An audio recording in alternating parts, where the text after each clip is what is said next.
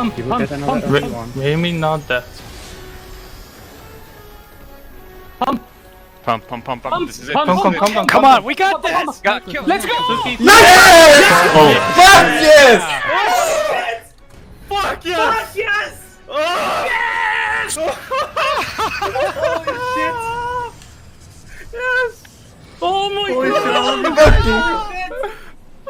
Oh my god, the lead. What the fuck? The cutscene is so beautiful! Oh, this cutscene is sick. Yes! Oh They're going my to heaven. god! Ah. Beautiful job, guys. Fucking amazing. Holy shit! Oh my god, dude! Oh, Oh, I'm shaking!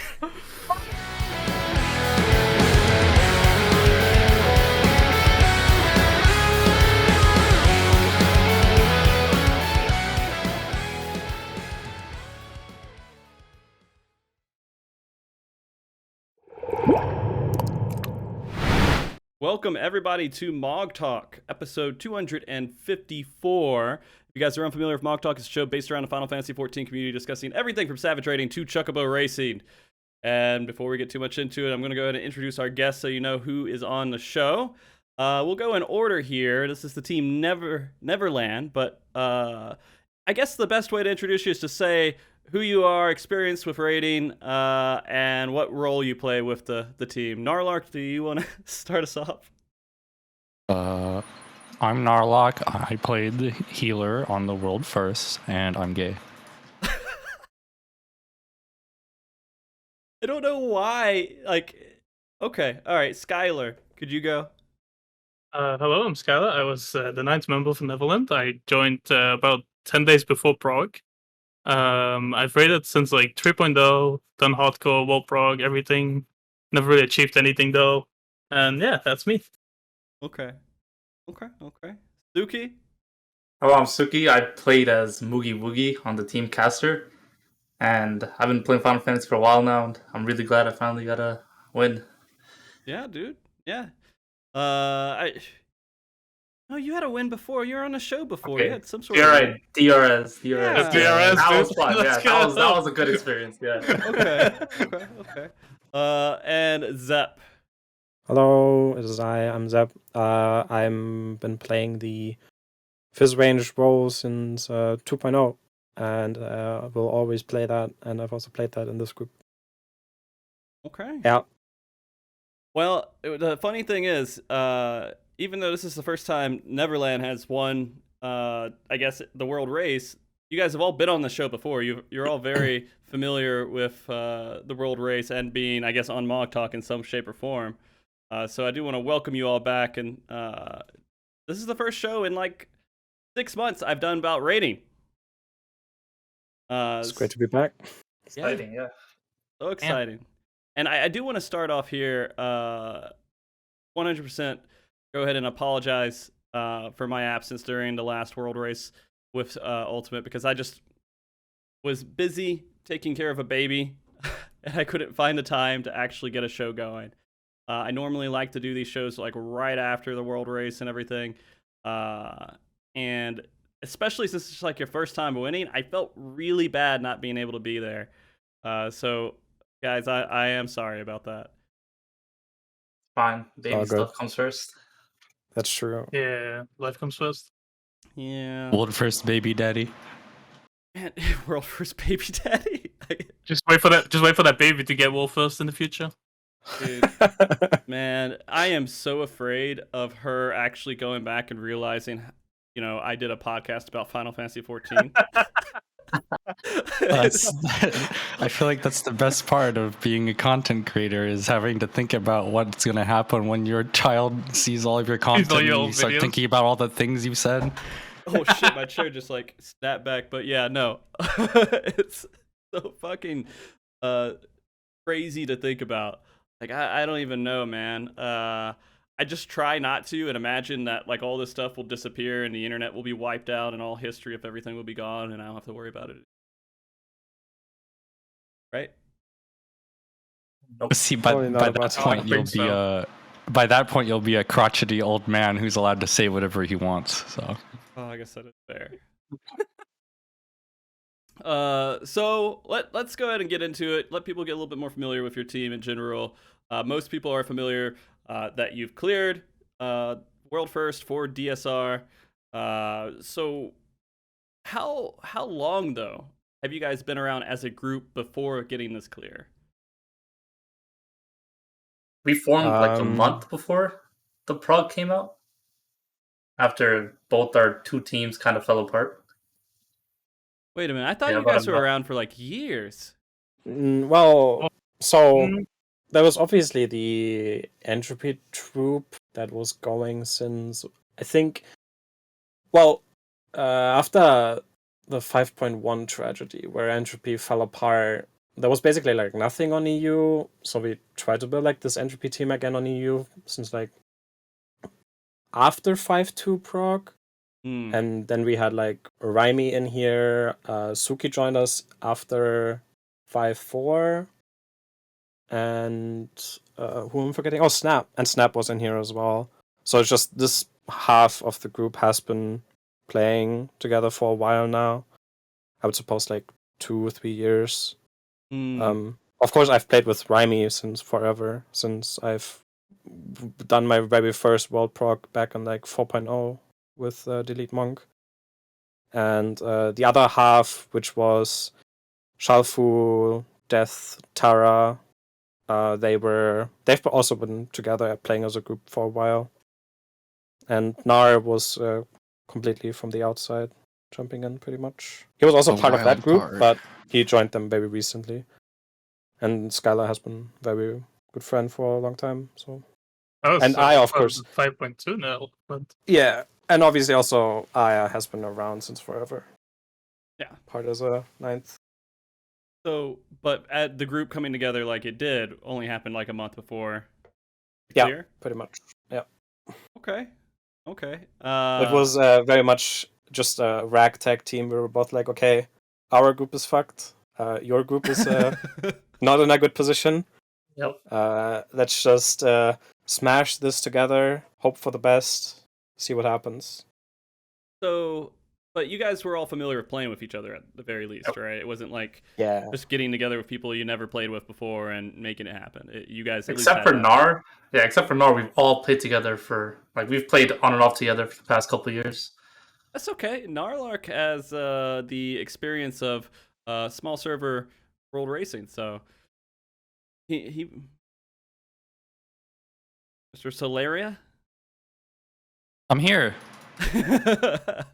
Yeah, we were talking about that before the show, and that was like, was that 6 years ago? Like 5 or 6, it feels like. Maybe closer to 5 because it was like end of Heaven's Word, so. Yeah. That was crazy, man, thinking about that. That was when MogTalk was, I think, still pretty much growing and still trying to find his footing. I was like, it'd be really cool to talk to someone who, and I think this was before, they did any kind of ability to do cross-world stuff? They released Raid Finder in 3.3, like halfway through Midas. Mm-hmm. So if you had people on other servers that you already knew, you could technically raid cross-server, but they didn't put in cross-server Party Finder until 3.4 when Creator came out. Right. That was like the first time like 99% of people could do cross-server stuff. Yeah, that is crazy to think about. And now we're at the point to where if you're in the same region, you guys could group together, basically. yeah. Man, how do you guys feel about that, though? How do you feel about like them kind of joining all this stuff together, and then the only segmentation right now are the EU data centers, NA and JP and Oceanic? Oceania. Yeah. I'm a big fan. I think they should allow travel between EU and NA too. I know JP are against it, but maybe just let EU and NA travel between each other. I think they're probably testing the system right now, see how it functions. It might come in the future. I definitely think they want to do cross-region. It's just a technical thing because those data centers are like in different actual physical locations, so they probably. I swear they said they can, but they had bad feedback on allowing people traveling from one region to another region. Oh, really? I don't remember seeing that. Maybe I missed it. Maybe I misheard as well. The way how I understood it is that they are interested in doing it, but they're just testing it first within the region. But we'll see, I guess. So I think it's a very good thing, though. I haven't tried it at all yet because I was gone and I haven't even been playing Final Fantasy, but it was deactivated for a day or something. Yeah, of course, the first day was like very. It didn't work the first day. I think Yeah, the exact keep it same thing. I think the exact same story and thing happened when World Visit came out. I'm pretty sure. It was obvious this was gonna happen, right? Like the first day, it was gonna be down, but it works now. It works pretty well actually. I tried it like twice. It was working Yeah, that's fine good. since day 2, which is really surprising Yeah. that like, of course, day 1's going to be screwed because everyone's going to be like, oh, look at this thing I can do, and they're all going to do it at the same time and crash it. But I'm surprised it worked on day 2 even just fine. Yeah. And and before when I was tracking the World Race, I would track it by server. Then I said, screw that as data center now because it doesn't make any sense. Now it's like I can only track it by region because there's no way to really pin that down unless if a group really declares it and have to go in and verify every single character is from like a certain data center. I guess in the future it's just gonna be by group. Like, can't even do it by region anymore if they do cross-region travel as well. Yeah, but then that feels. I guess it's not weird. I don't know. I think it's weird losing that like NA versus EU versus JP rivalry kind of thing. Would kind of suck, I think. I mean, it's still going to exist for I think the JP versus like EU NA. Yeah, the West. Yeah. East versus the West. Yeah, I mean, that's probably what's going to be. There is one difference between this and the World Visit, is that with the data center travel, you do have to pick one. You have to physically be on one, but that doesn't mean that much, really. But it's pretty much just a server transfer because your character actually goes to that server when you log into the login screen. You're pretty much just server transferring for free for a little bit. Huh. Yeah. Is there a time limit on it, or is it just? I don't think until there you is. want to go back? no, there's no time limit. It's just the same restrictions as World Visit, Is but it- your character actually moves around. What happens if there is a queue? Are you also behind the queue of login people, or Yes. is it? Yeah. Okay. That world, yeah. You have to. Damn. It logs you all the way out when you do the data center travel. Yeah. So then you just log in like normal, as if you were world visiting on that server. I see. And it disables just some curious. things, though, right? Like you can't do everything. Over The there. same thing as World Visit. Yeah. So like So no you can't retainers, marry and stuff like that. Those kind of no things. retainers, no like all that stuff. Yeah. I mean, I don't mind it that much. That's really how it is, anyways. I mean, even when we're talking about regions, I mean, what region is your group again? I mean, we were just having that conversation a little bit, but we didn't finish it for the show. I think if you went by the number of players we have in the group now, we would be 60% NA and 40% EU. If you go by actual players, then it's even more. 80%. So, you Nope. could probably say it's 75%, Skylar. You could probably just go by saying it's just an NA group playing on whatever server is the most feasible for us. But the only way that we could track it is by going by the region that you're on, I guess now. I guess we could make doesn't matter. We could put exceptions anyways, but most people will see your group as like an EU group, just because. I should probably say that again. I think that's fine because even Echo has NA players in their group and they play on the EU servers. I guess Yeah, Liquid, Liquid also has and Liquid also has Europeans. Yeah. I don't know. So I think you just go by which data center they play on. Just go whatever you feel like. Just Yeah. call one it of NA those if you want to things. call the EU if you want to. I think it matters very little because in the end, I think it's just a two-way thought, right? It's one, the player matters more in the end, and two, we just came together out of necessity, so it doesn't matter that much. Yeah, no, I agree. I think it doesn't really matter in general with that. And Final Fantasy 14 is a little bit different. We don't go to currently. We don't go to venues and stuff and do the world race or anything like that. And the location doesn't really matter outside of the ping difference. And if you have that under control, Final Fantasy 14, I guess, is somewhat forgiving in that nature too.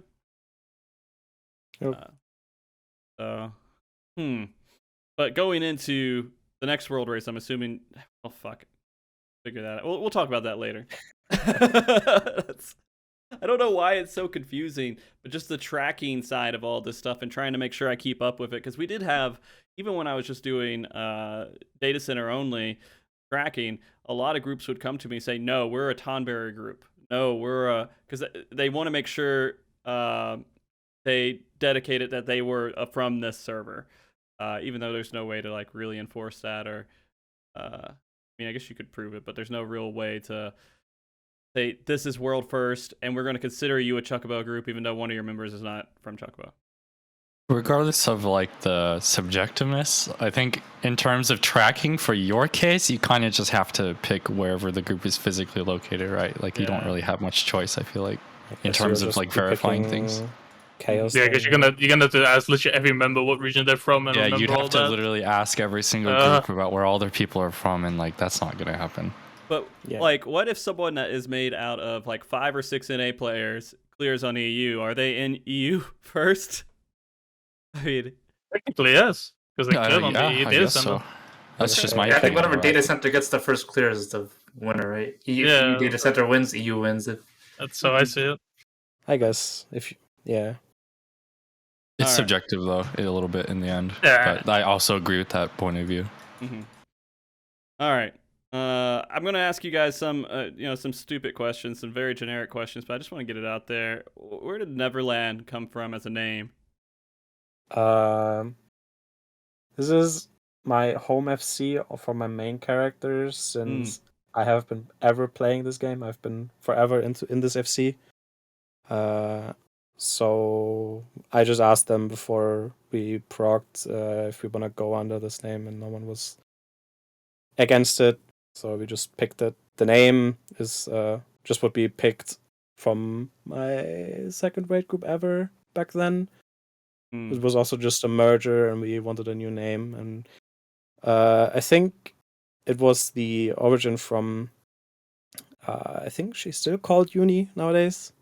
The person from Fate Temperance. She picked the name Neverland. I think it's pretty fitting as well if you look at what that actually is. So yeah, it's just my FC name. Okay. They picked. Well, it's a good thing she picked it and not me, because I would have just called you guys Chaos Group 1 or something like that, I guess. Right? Yeah, it's just very, very old name, like from like 3.2, so like 7-8 years. That made me laugh so much when Ether Group 3 came. Ether Group 2. That's such a good So name, man. good. I'm so glad we stuck with that name when he made it. God damn. They're gonna be having a 9th team called Ether Group 4. I feel every time I see it, I have like I don't think about it too much, but I feel like a little bit of a jab, like, oh man, I fucked up pretty bad. It's gonna carry on for the rest of my life. It's so funny. Oh. That's an amazing name. You Actually, definitely memed on it during that DSR race. Yeah, you're like DRS. probably like checking the thing, you're like, hey, name this Ether Group 2. We were all laughing. It was so funny. Man, you don't know how hard it was to track those teams, dude. It was so just Oh everywhere. yeah, For sure. yeah. I was also like, very mixed because like sometimes players would go into the Radiance group and help them out, or like the other way around and stuff like that. Yeah, Suki. Mm. Wait, I what? did it too, to be honest. I What the helped them out as well. Traitors. Oh yeah. You They could needed really- the sub. I mean, that was such a wholesome race experience, though, that you would have people go and help other groups, I guess. I don't Yeah. know. That whole race was fantastic because everyone That was streamed. fun. Everyone could Yeah. keep up with each other. Yeah. I really It's not hope, like normal racing where no one knows where like the top teams are currently progging. Mhm. yeah, all I secretive. really hope that they're making another larger player count like race, but I don't know. I really hope so. Probably too. not. Probably not. Not this expansion. I can't see it with all the other stuff that they're making content they did- wise.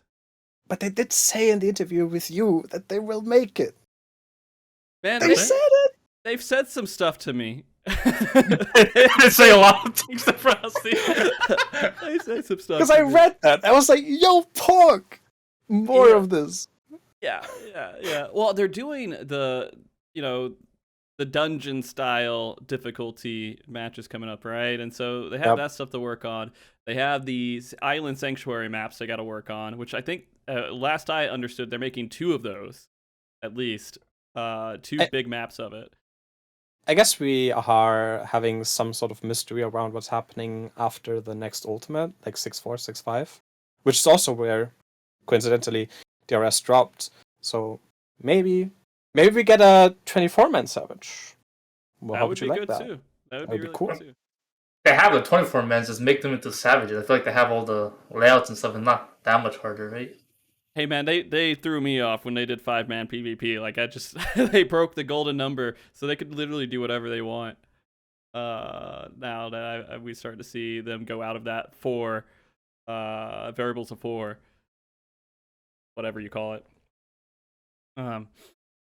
But I don't know, man. I do think we'll talk about future stuff in a second. I feel like we're getting ahead of ourselves. Let's jump back onto you guys as a group. And just what have you guys been up to since you cleared? Well, actually, we haven't played as an 8-man group for like the past 4 or 5 weeks. We did like weekly clears after we cleared, but recently we've all been taking a break from the game. Zep was gone for the last week and a half too. Mm-hmm. Yeah, we've been all kind of That was just a vacation. chilling, doing our own things. So what does that Yeah. vacation look like? Are you guys all playing like gotcha games and stuff? I'm or- on Lost Ark all the time now. I'm playing Apex all the time. Okay. My vacation was on the Canary Islands in Tenerife. No gaming. And sorry, I just had a flash of I'm never gonna have another nice vacation for 8. Anyways, okay, it's just relaxing and everything. Are you guys going to start prepping soon? I would assume for the next Savage. Yeah. Yeah. Probably Probably like towards the end of July. Yeah. We'll start probably raiding like again. 1-2 weeks. We're gonna start ramping up, looking at what we want to do for prep. Okay. We'll get into. I have actually a lot of questions about the future and what your opinions are on that because there's a lot of information that came out on it. But before we forget about it, we still need to remember Ultimate happened, and you guys got World First there, and start talking about that. I mean, you had 1 month, I guess, before you formed a group about 1 month before the race came out or fight came out. Did you do anything special to prep and make sure you guys were all in sync for the fight? In game? Like outside of game, everyone did their own things to prep, obviously. Mm-hmm. And in game, we start off with just doing old fights, but like a few of us, I personally hate doing old fights as prep. Mm-hmm. I think it's boring, uninteresting. Everyone's like half the group has done them, knows everything. Other half hasn't done them or something like that. It's super. And so my personal favorite thing to do is take fights and like make them harder. Like I don't know if you know like the Fate Temperance events, right? Like the hell modes they make. So similar to that, and just make your own set of rules for these fights and try to like solve them. I think that's like probably one of the most fun ways to prep at least, rather than just doing old content over and over again. Okay. Well, Yeah, there was also a bunch of like organizational stuff that we talked about because ultimately this was the first Ultimate since a very long time to prog, and it's safe to say that many people probably forgot how that stuff usually works, and we just talked about like how are we gonna approach things, how are we gonna do our dinners, breaks, and everything. In the end, a lot of that stuff didn't even happen anyway, but it's good to be on, a similar page of like, okay, what are your expectations? What are my expectations? Let's find the common ground here, and also like stay competitive. Mm-hmm. So that's mostly what happened for us. I mean, that's a really good point. There hasn't been an Ultimate in forever. Were you guys scared that this Ultimate was going to come out and it was just going to be garbage? Yes. Actually, well, No, I not wasn't. really. No, Okay. they spent so long No. on it. Yeah. I was Yeah. okay. I mean, with the delays, I thought that they made some really big mistakes in the Ultimate, and they had to like fix them up, redo the Ultimate with all the delays they did. So I was thinking this Ultimate was not going to be that good, but I ended up being wrong, which is a good thing. I had two ways of thinking on that. I was on one side, I was of course like excited to finally have an Ultimate again. Mm-hmm. So I thought, okay, this is probably going to be good. They had a lot of time for this, and because the same thing happened with T. Like the initial perception of T was very good, right? And they had a lot of time for T, and they put a lot of stuff in it. Like, for example, the entire new model that they made for T, the perfect Alexander model, that was the showcase of like, okay, we had now like, I think the difference was like a year approximately since Uwu to T. So they had like a year, and they made a new model. Everything looked fantastic, visually. And so I was like expecting it to be visually very, very flashy. And as we see, it was very flashy. Everything looked very good. There were tons of details, tons of lore in there. And it was also very, very like good in quality. Mm-hmm. I think there were overall people only found like 1 or 2 bugs in total, I think. Well, But the other half of me though was worried that over time people got so good that maybe this ultimate would die too fast. Like it would end in like 2 or 3 days. But we were very wrong on this. I think they have found their solutions on counteracting this, on how to keep people on their toes, which I think is very, very good. And I'm looking forward to whatever they're gonna come up next. Well, I mean, like the thing is, like after T happened, everyone said it was just such a great fight that we couldn't really even imagine how they would up themselves, right? I mean, it was just pretty much, okay, they can't just keep going up.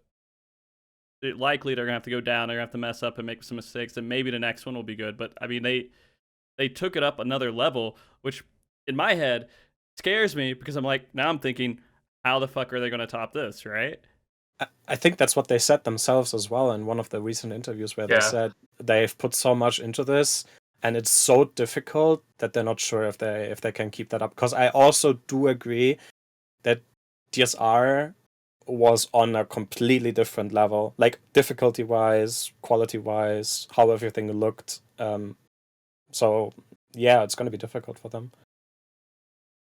Yeah, like that, dude. Like I think, was. Go ahead. Oh, I was just gonna say, I think it was Zep that mentioned while we were progging it that it really seemed like that there were designers that definitely like play the game that designed that fight. There's a lot of like little things where, for example, it's like very difficult for tanks to survive without using an invuln in some parts, and also the fact that there's a mechanic where it seems like the intended solution is to use an anti-knockback, which is actually basically the first time they've ever done that in the game, and stuff like how it seems like a lot of mechanics are designed with the fact that you need to like be able to know that you can move in like before the animation is done and stuff like that. So it seems like designed a little bit more tightly. Overall, the second half of the fight, when you go into the alternate sword and timeline, the first impression every time you got there was like, oh, this is UCOP, but it's on crack. Oh, this is Quick March, but it's on crack. So it's like, oh, okay, these people play the game, so they know how stuff works, and that they're just taking it and making it a little bit more difficult, which is where that general impression came from. But also every time at Prague, when you saw something new, you were like, oh, I feel the 3 years in this. I guess of the quality. Yeah, I think a lot of people would have been disappointed if they didn't feel the 3 years, to be honest with you, because it's been so long. That just reminded me of another thing. 3 years? When we were a big meme for us, like before the fight came out, was how during one of the interviews, one of the devs was talking about how they put everything they put every mechanic into the fight. And we would always meme about like, we would like start pointing out like stuff from the old fights where like there's like 1 or 2 mechanics missing from this boss, that boss. And while we were progging Dragonsong, we would be like mentally counting, and by the end we were like, wow, they actually put in every single thing. We actually could not think of a single thing that they didn't put in the fight. Insane, dude. Really, no, there has to be something, right? I mean, there's a bunch, but overall... I mean, there's definitely things. Oh, really? Yeah, like the very like things that you would like expect to be in like those fights are in there. Pretty much. Like the iconic. Like the iconic Savage mechanics, yeah, stuff like that. Okay. I do want to ask this: did all you guys play during 3X? Yep. Oh, I don't Yep. know. I think I only Snap and myself. I started in 4.2 and Snap started in 4.0. Hmm. So we're the newest members, I guess, that started playing the game. Okay. Yeah, I mean, after this is done, 3X is done, right? By Heaven's Ward, we're never gonna see it again. Or is it? Until we get Basically. Warring Triad. I want my Warring Triad still. I You still think want they're it. gonna do it? I want it. I'm But going by the pattern, going by the trajectory they're on. They could, just do like the story boss and the raid boss, and then, but there's still room for them to do those extra things if they really want to. They I do think whatever they want. Yeah. I think the real question is what the 7.1. Oh, yeah, what the 7.1 ultimate is going to be. I think it's very obvious what the next one's going to be. Omega? It's gonna be Omega. I mean, yeah, you'd think. I'm like 99% sure the next ultimate is Omega. Hmm. I would be we'll do a bet. severely surprised if it's not Omega. I mean, that has a really good thought here. I guess they could mix Kefka with the Warring Triad, right? They can, and they probably will, but I'm still thinking it's going to be Omega. Right. All right. Well, let's get back into. I guess we talked a lot about your team and everything. And your team is pretty much staying together. I'm assuming, right? Yep. Going forward. Okay. How many? So, do you have one knife ban, or do you have more than one knife ban? To Aya and Skylar. Me and Okay. Aya. Gotcha. Yeah. Do you? This is a weird question. Do you feel like I don't know if it's a weird question or not? Do you feel like you guys are going to grow into multiple groups at some point and like start going into like Neverland as like a big raiding FC, or is it just going to stay mostly that one group? I don't think so. I think we're just gonna stay as we are. I mean, if someone wants to contact us and be like, "Yo, you wanna play under our name?" Sure, DMs are open. But I think until then, we're just gonna be DMs and bank accounts. just a group, basically.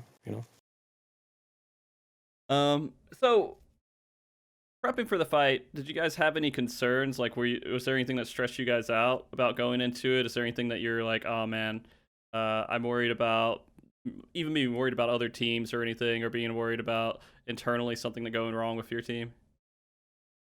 I think for me personally, the biggest question mark was really just Nar, because I never played with him. I had actually, well, I mean, I'm just being honest. Like, what am I supposed to say? I never played with you. I had no idea how you're going to perform in Prague. So my biggest question mark was just how was Nar going to perform, and everything else was like, okay, I've played with these other dudes. I already know them. So I think overall it was literally just I see how definitely felt everyone good performs. too. Because, like I said, we played with each other. 7 of us played with each other for like past 2-3 years, pretty often. So we all know each other, like how to play with each other. So first I was playing as a team, so I kind of trusted everyone. And I went in this confidently. I was confident with this team going in. Yeah, pretty much initially when we formed, I just let everyone know. I think looking at the groups we had before and looking at what the group is going to be, I think this is probably the best chance at doing well in this prog. It might still not work out because other teams are also strong, but I think this is our best shot, so let's just give it our best, see what happens. Would you guys completely broke up as a team if you guys didn't get world first? No, I don't think so. Okay. Gotcha. I think we would have just looked at what went wrong and improved from there. Like Narlark. Wow. I have my Hey, concerns how supportive I could have been as a 9th band, because I only had it was my first time doing it as a group. And it was only like 10 days before Prague that I even joined them, because Zep asked me last minute to come join. But yeah, I had my concerns of like how helpful I could be. I didn't want to like let the group down, I guess, or like be a hindrance, I guess. So that was my concerns going into it, I guess. So I tried to just do as much as possible as like they needed, like whatever they asked for, I would try to do it, I guess. So I guess I don't know if you don't have to go into it too detailed, but like, what are some of the things that you did for the group as the knife? Mostly it was like, for me, it was mostly just checking the VOD footage, what went wrong in a wipe, checking for like mechanics and stuff, like what could be it and stuff like that. Other than that, doing some callouts here and there throughout the fight. Were you in charge of social media memes and stuff? No, I didn't. I didn't really do on that. Okay. I was in charge of checking them because I kept checking the ratings so to check up where they were. Check the I spoilers. was keeping track where they were. So that was. I think Zep posting like random pictures of cats between polls is in charge of the social media. That's true. So. Nice. Yeah, I retweet burger cat between burgers. You want to talk about your if you look at power? If you look at our week where we were progging, if you look at Zep's Twitter timeline, it's just like 7 days of just like cat memes Yes. with no context. Did anyone actually try to pull anything from that? No, I don't think even like a lot of people were aware of our group, to be honest. I think I did okay. To be completely honest, I did one meme tweet, and I only tweeted Exodia, which could be interpreted as two-way. But it was just a meme because Nar was pulling all the cards, and I just tweeted Exodia. He kept saying I pull Exodia. He kept saying it. And I think, I don't know if it was Clays or someone else, but I saw someone else at some point after also tweet Exodia. So I was like, someone saw that. I was so excited. There was one time in that like 90 hours you were rating where I pulled every card that I wanted for a full like deck. Ash, dude, I hope Astro gets better. Are you worried about Astro right now? No, they said they're not going to rework it anymore recently. Yeah, I don't know if you saw until that. 7.0, so...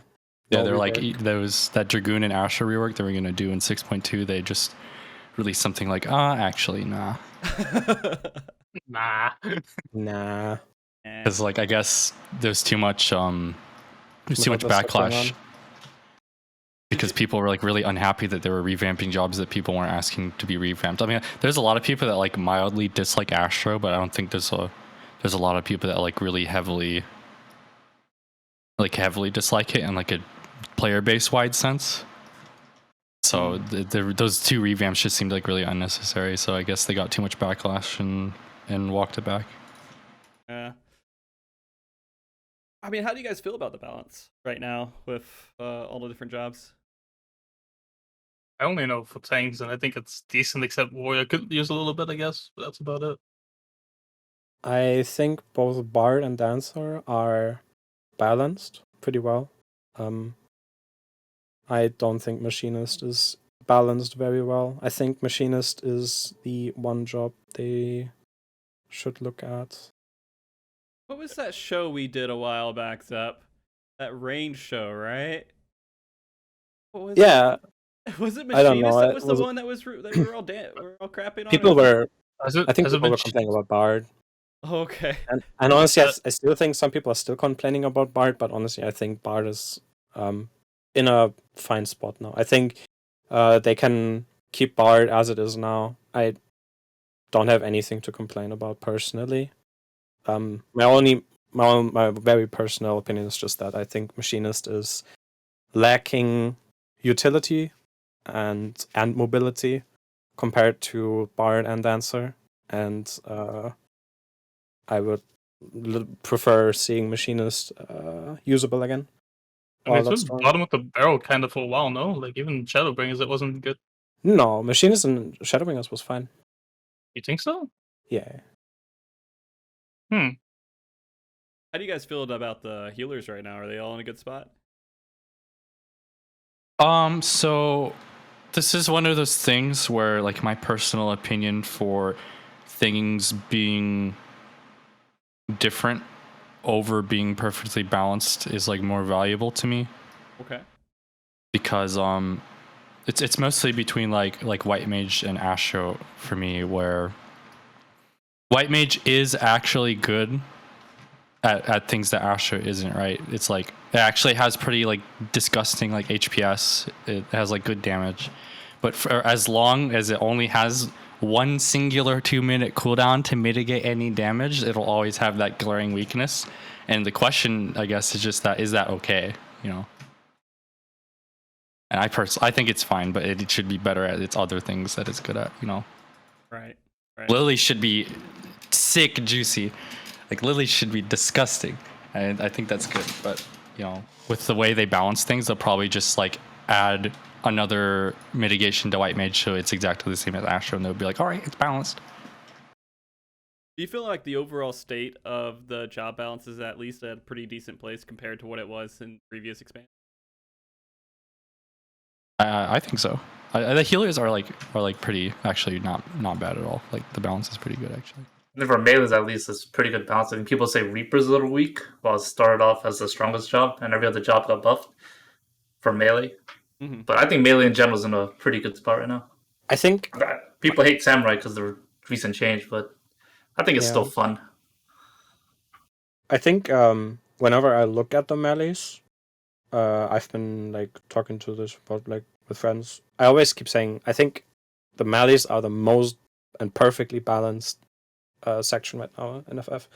Like, regardless of what kind of pair of melees you want to take into proc or general to clear something, any pair is going to be good. Maybe some job is going to be slightly better, but overall, if you want to take a Reaper and a Ninja, go. If you want to take a Monk and a Samurai, go. Everything's fine. What about a magical DPS? I don't think any of us really play magical DPS too much. But I do imagine DPS. I do think the double caster meta is kind of died off. Yes, I don't think it's as good as it used to be.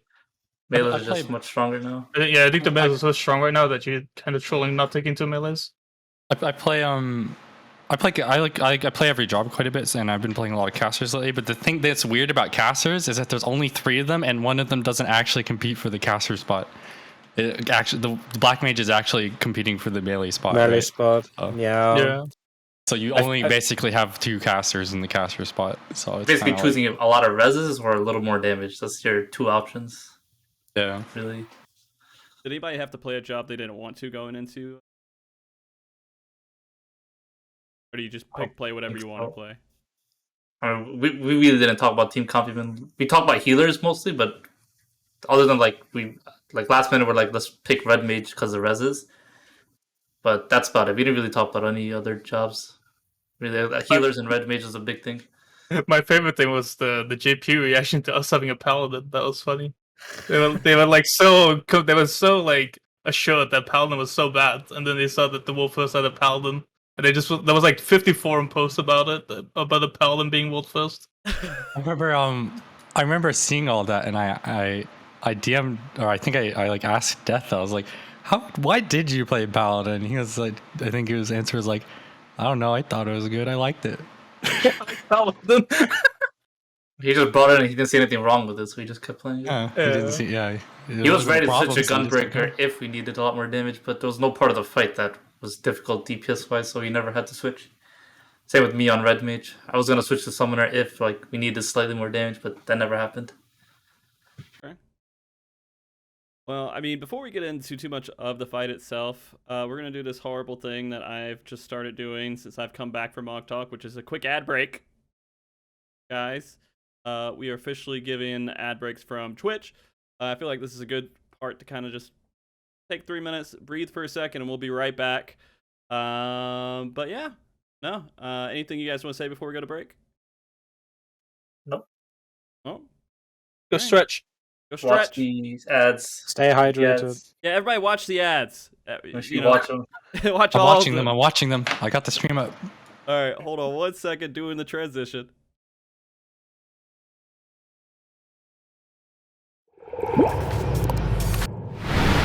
Welcome back, everybody. Thank you for hanging out there.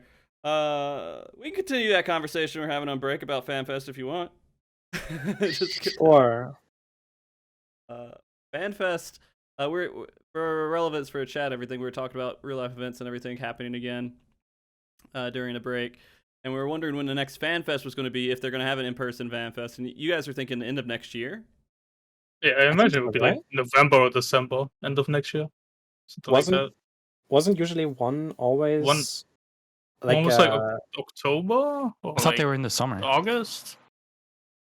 I know No, I one was saw around the- one was around Christmas because I remember the JP one being on Christmas.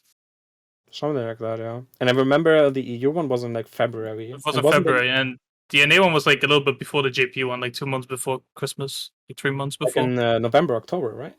Yeah, like October, I think. And that was in September, maybe. 2018, no? I don't think it matters when like the season or the time of year or anything. It's more of when the expansions come out. When they do Yeah, I was expansion gonna release. say because the expansion's been delayed now, right? To like Yeah, so we like should winter, probably so expect like 2024 release. Wonder if Plus free patch. oh, 2023. No, end of. Am I crazy? I don't know, man. I don't know anymore. Early 2023. I can't think. I can't What? see it being. You know, it's probably gonna release summer 2024. What I guess. That's Oh, what yeah, I'm 2024. expecting Yeah, as yeah, well. Yeah, because Skylar, we are approaching 6.2, and it's yeah. 2022 already. It's I not was kind dropping of next year. yeah, I was kind of the years wrong. Yeah, It, one it more year. will be in 2024. Yeah, 2024. And then they would have the what I would assume the NA Fan Fest would probably fall in fall of 2023. 23, right? Yeah, that's Yeah. what I was thinking as well. So probably around that time of the year it's going to be. I mean, So I guess if it happens, it would be around then.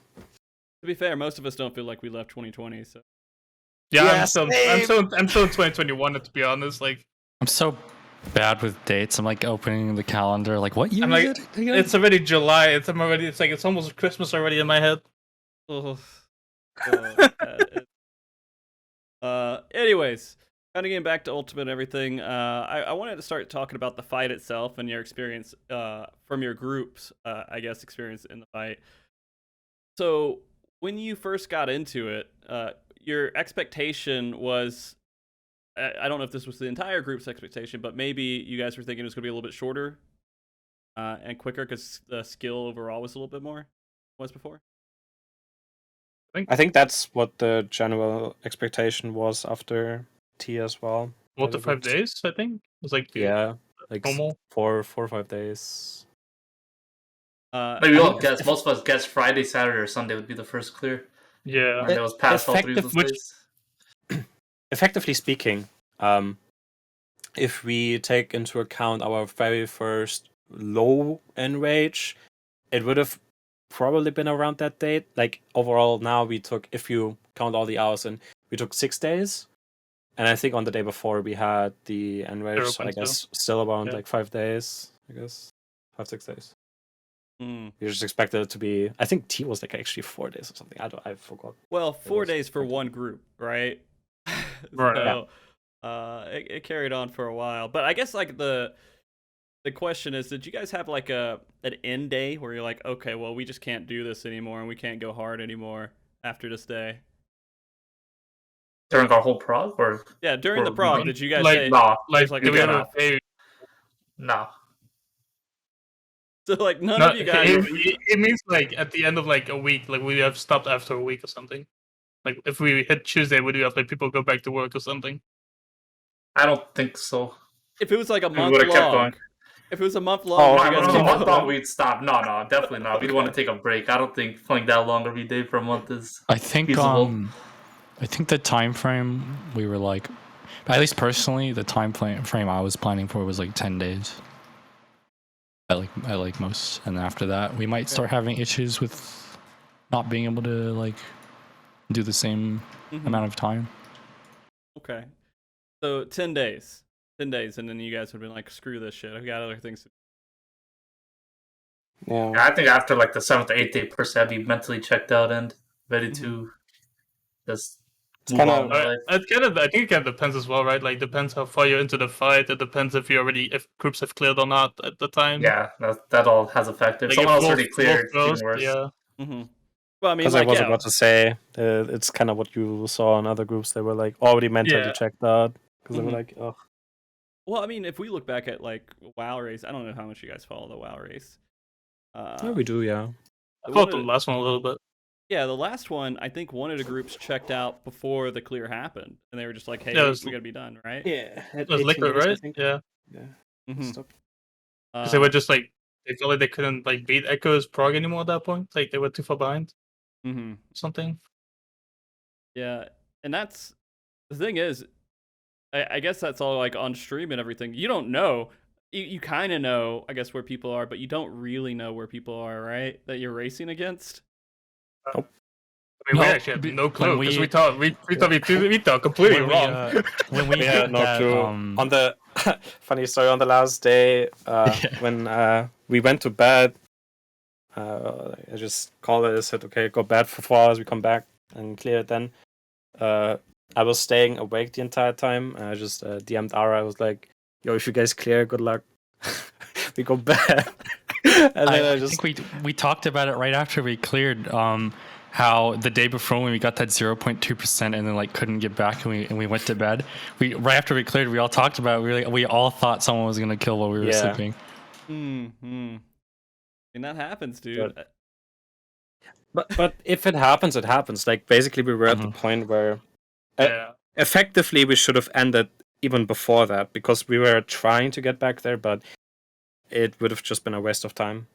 So it's easier to just take the break and then come back refreshed. So you guys only had 4 hours of sleep? I think it was That- 5. On that It was day, 5 hours on the that night day before we It was cleared. 5 hours last night. The other days we had like 7 to 8, kind of.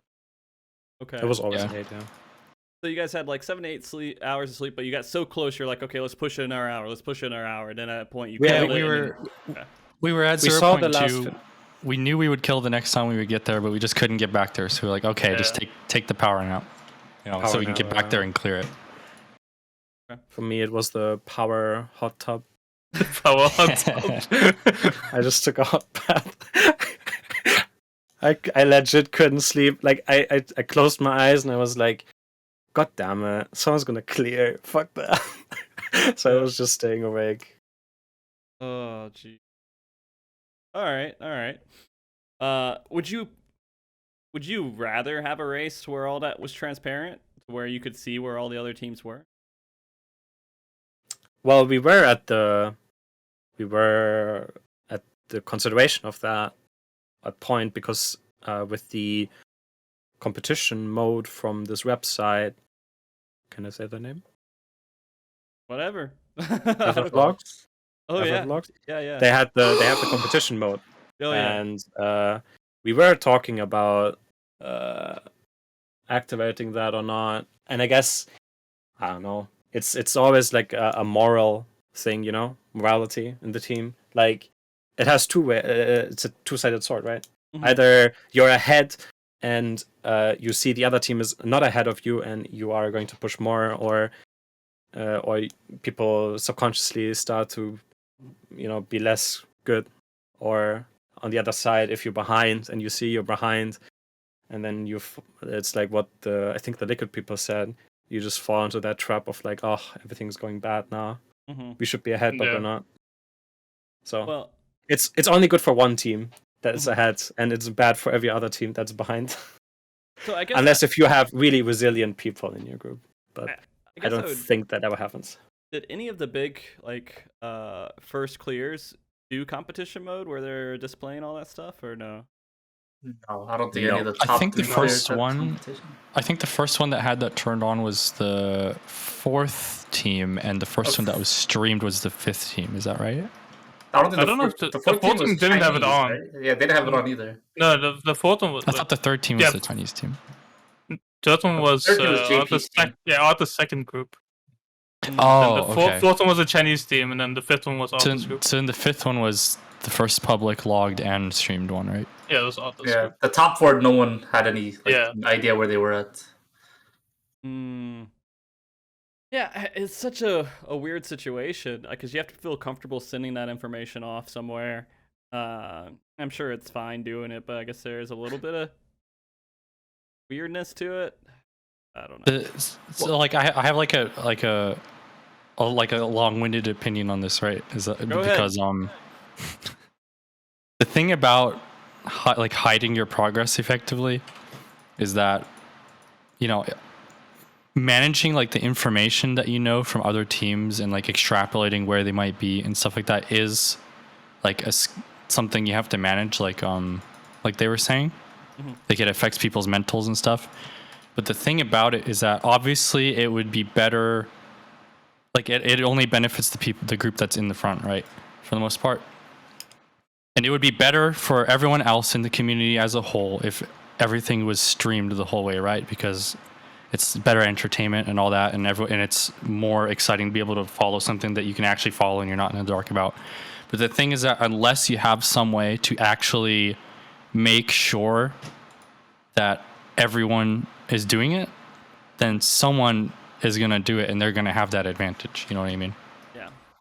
So it's like the prisoner's dilemma kind of thing where, you know, the more people you get to agree to do it, the more likely everyone else is to also do it. But there's always someone who might do it. And in this game in particular, over like WoW, for example, it's a much bigger like advantage because this game's like less preparation based and more like in the moment.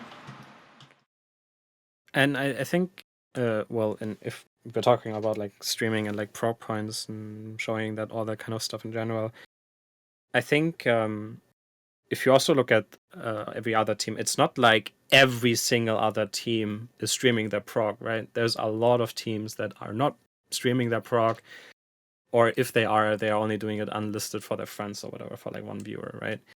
And I think one point that not everyone always gets or thinks about is there's also like something about like comfort, you know, like you're not having to show off to anyone, like you're just for yourself, you're just playing with your group, you're just having fun with 7 other dudes or 9 other dudes, and that's it. That's all you need to care about. You don't need to care about Twitch chat, you don't need to care about other people's expectation or something.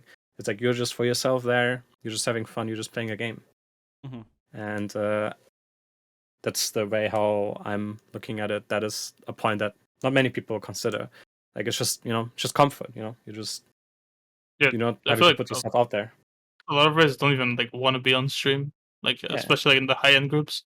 And it's like if you put yourself on stream, like so many group streams, and you mess up like triples in a row, and people are gonna keep like, you know, like Twitch is gonna make memes about you, shit talking you and stuff like that. And you see that later on, and like it gets on your nerves and your mental and stuff, I think. Yeah. You might even play worse then.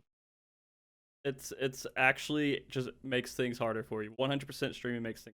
There's nothing that you really gain outside of money.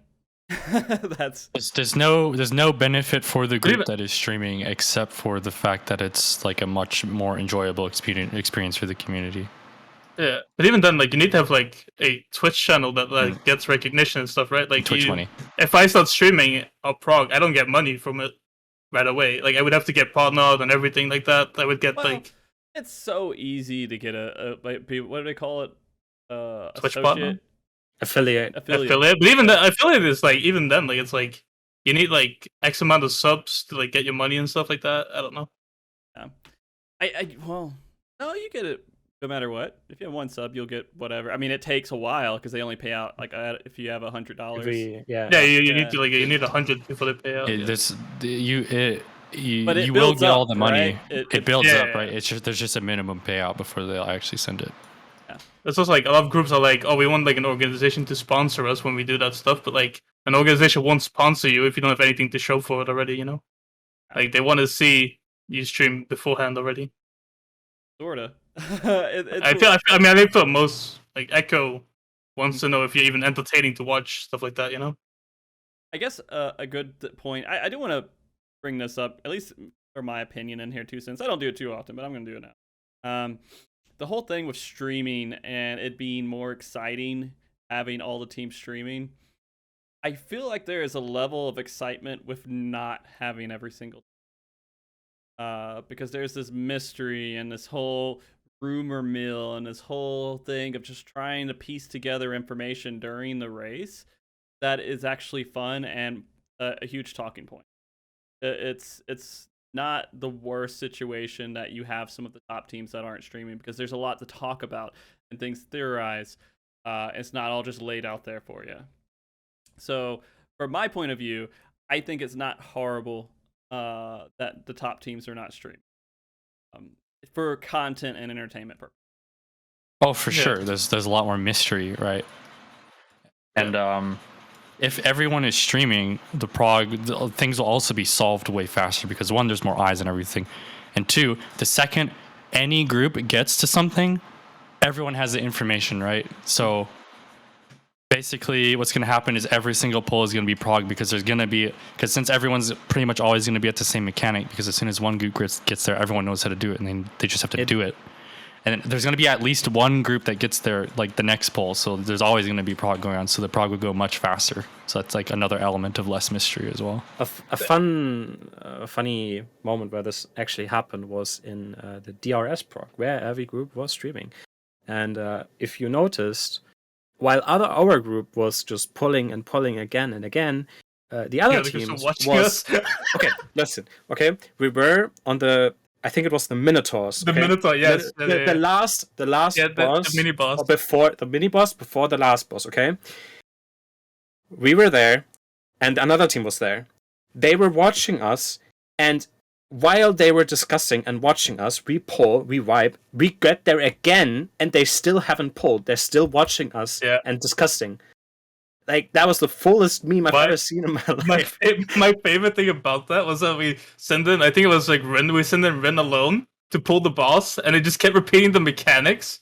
And then, like, when we were like, okay, it just repeats the same thing. And we pull with the whole group, and then it's fucking, like, phases into, like, 20, like, what was, like, 8 Minotaurs or, like, 6 Minotaurs? Like, there's 4 Minotaurs that, like, cut you around, and there's, like, you have to go through a maze. It's like you pull the boss, it's just, like, a dungeon mob, right? He, like, does a cleave, and he does an AoE, and then he, like, hits the thing, he bonks the tank. It's like, oh, this is easy. And you pull him, and the one tank's fighting him by himself, like, this dungeon boss by himself for, like, 2 minutes, and everyone's like, oh, this is easy. Everyone pulls 15 seconds, and he jumps in the middle, and the fucking maze comes out of the ground. Like, uh-oh. That was so funny. I mean, yeah. There is something to be said about that too. Is that while teams can see these mechanics happening on stream, not necessarily will them adopting your strategy benefit them, right? Because it could be something that would throw them off from what they're already trying to do, and their strategy could be perfectly fine. They just haven't executed it well, so they have to relearn how to do it. There's 2 parts to this, right? One is obviously the mechanics where you need a lot of practice and it needs to click in your head to fully understand, okay, this is happening, then this is happening, then this is happening, and as you understand and it clicks, the mechanic itself turns slower and you do it more consistently. However, and for these mechanics, it actually would not matter if you stream or not. These mechanics happen quite a lot in DSR now. However, there are parts of the fight that where you require multiple points of prog in order to really solidify your theory on how this mechanic is solved. Mm-hmm. And for example, this happened a lot in the Dragon's phase. There are multiple occasions where, okay, why does this tether appear when the bosses are casting Akafa? Or why is this tank buster on the 2 furthest people or on the 2 closest? Or how does this tether mechanic work? Or things like that, right? Mm-hmm. And these things, if it was streamed, instead of having only 1 prog point, you will now have every other prog point from other teams as well. And the requirement that comes with this is that you have a person in your team that is able to analyze and also check for the other teams. Mm-hmm. So this will also be another arms race of having maybe even an extra dude that can check these streams and tell the group, okay, this happened in this group, this is what happened, and the mechanic probably works this way now. So if that's something that people want, or if it's something that even the designers could counteract, then sure, but it would make the prog itself faster in the way of how the fights have played out so far in the game's history. To add on to that, like what you said earlier, Frosty, you're right in the sense that it won't always help, right? Sometimes it won't help always, but this is a rule of large numbers where when you have all these groups and all these people like watching each other's groups, there will almost always be, with that many groups, there will almost always be someone that benefits like massively from it on average, even if it doesn't always happen. And the thing is that once that one group benefits on average, then another group benefits from that benefit, and like everyone builds on each other as they're going. Yeah, I will say that it is a different ball game with Ultimate versus Savage in that regard as well. Because Savage is so much more fast paced with that stuff, and Ultimate, you could be stuck on a mechanic for a while, right? And I guess, one that, and I think also one. Sorry if I interrupted. Oh no, keep going. Go. One important point that I'm expecting is that after having in total 21, 22-ish minutes fight, I'm expecting a riddle fest of a fight. And if there are puzzles on or even higher level than T, you do not want that streamed. Like the cat. Yeah. Not a fan of that. Or Ultimate Ultima, right? Ooh. That whole first part of the fight was just a puzzle, right? I think that one's actually like really. Like, I think that one's interesting to stream actually. Ooh. Really? Yeah, I think Uwu's was like. I think T is a bad one for streaming. I think Uwu is fine for streaming. Okay. I figured like that first puzzle with figuring out how to, do those first fights, and everyone was just kind of messing up because they thought they were doing it correctly, but they were doing it incorrectly because and all that crap. But the fun part of the Uwu prog or the Uwu race was that, in fact, both the world first and the world second team, so Entropy and I think it was it called wheelchair emoji back then? I think it might have been. Yeah, I think so. What the story is, it was. both teams reached Ultima at the same time. Exact same minute. Really? We saw predation at the exact same time. Yep. So that would have been like it's stories like these that would have probably been pretty funny to see on stream. But yeah, that's only something we figure out like after prog. But yeah, it was basically the same minute that we saw predation. So on the mystery topic thing, you mentioned like it's a mystery what the top teams are at. Yeah. But after we were done progging, I went back to like look at streams and see their reactions to the first clear, and it was really funny to like see like Twitch as like, wow, these guys cleared. How did this happen? My streamer is only at this part. They're not even on the final phase yet. So like this whole mystery, like, wow, how did these guys finish already? Yeah, my streamer. It was really funny watching these streamer reactions after we cleared, because everyone's like mind blown. Like Twitch has like, how did they clear? What happened? Did they cheat? What? That's every time. Nobody got to the last phase yet when the clear happened on streams, and there was a lot of chats that were like, "Wait, there's another boss." Oh man, that just reminds me of the whole mess with T. Man, that was just such a gross situation where people were throwing all that crap. That was the first time that I think that was the first time that I was given information about the clear before everyone else was given it, just because of how bad it was. Because everybody was blaming them for TPS for like cheating and everything. Because how could they have cleared it this fast? No one else has cleared it this fast, right? Yeah. That clear was had a lot of topics come out of the woodworks about it in particular. Yeah. But they showed me the clear, and I was like, yeah, this looks legitimate. I mean, I've never doubted it, right? But I was like, okay, yeah, I support this. But yeah, go ahead. Oh, no, that's fine. I was just saying, I probably expect the same thing in the next Ultimate. I mean, part of this too, and I mean, this is kind of how I feel. Even if I had personally access to see some of this stuff in the background, I wouldn't want it. Because I feel like just being able to discuss and be there with the rest of the community and not have to like reserve my words when I'm talking to people about stuff is a lot more fun than it is having that insider information. It's a spectator sport, you gotta cheer. I also think like in general, like streamers like artists and stuff, I think they deserve like the viewership way more than the hardcore groups, in my opinion. Like for how much work they put in like to like advertise the game than us. And how much like entertaining they provide for viewers. Like I remember like watching Arthur stream in our prog, and like every time they got to any prog point, I just remember like his reactions and like the chat reactions. Like I feel like like a hardcore group wouldn't interact with the chat, you know, like we wouldn't go interacting with Twitch chat about the prog point. But, like seeing him like interact with his Twitch chat, like Twitch chat helping him come up with solutions and stuff is always really funny to watch.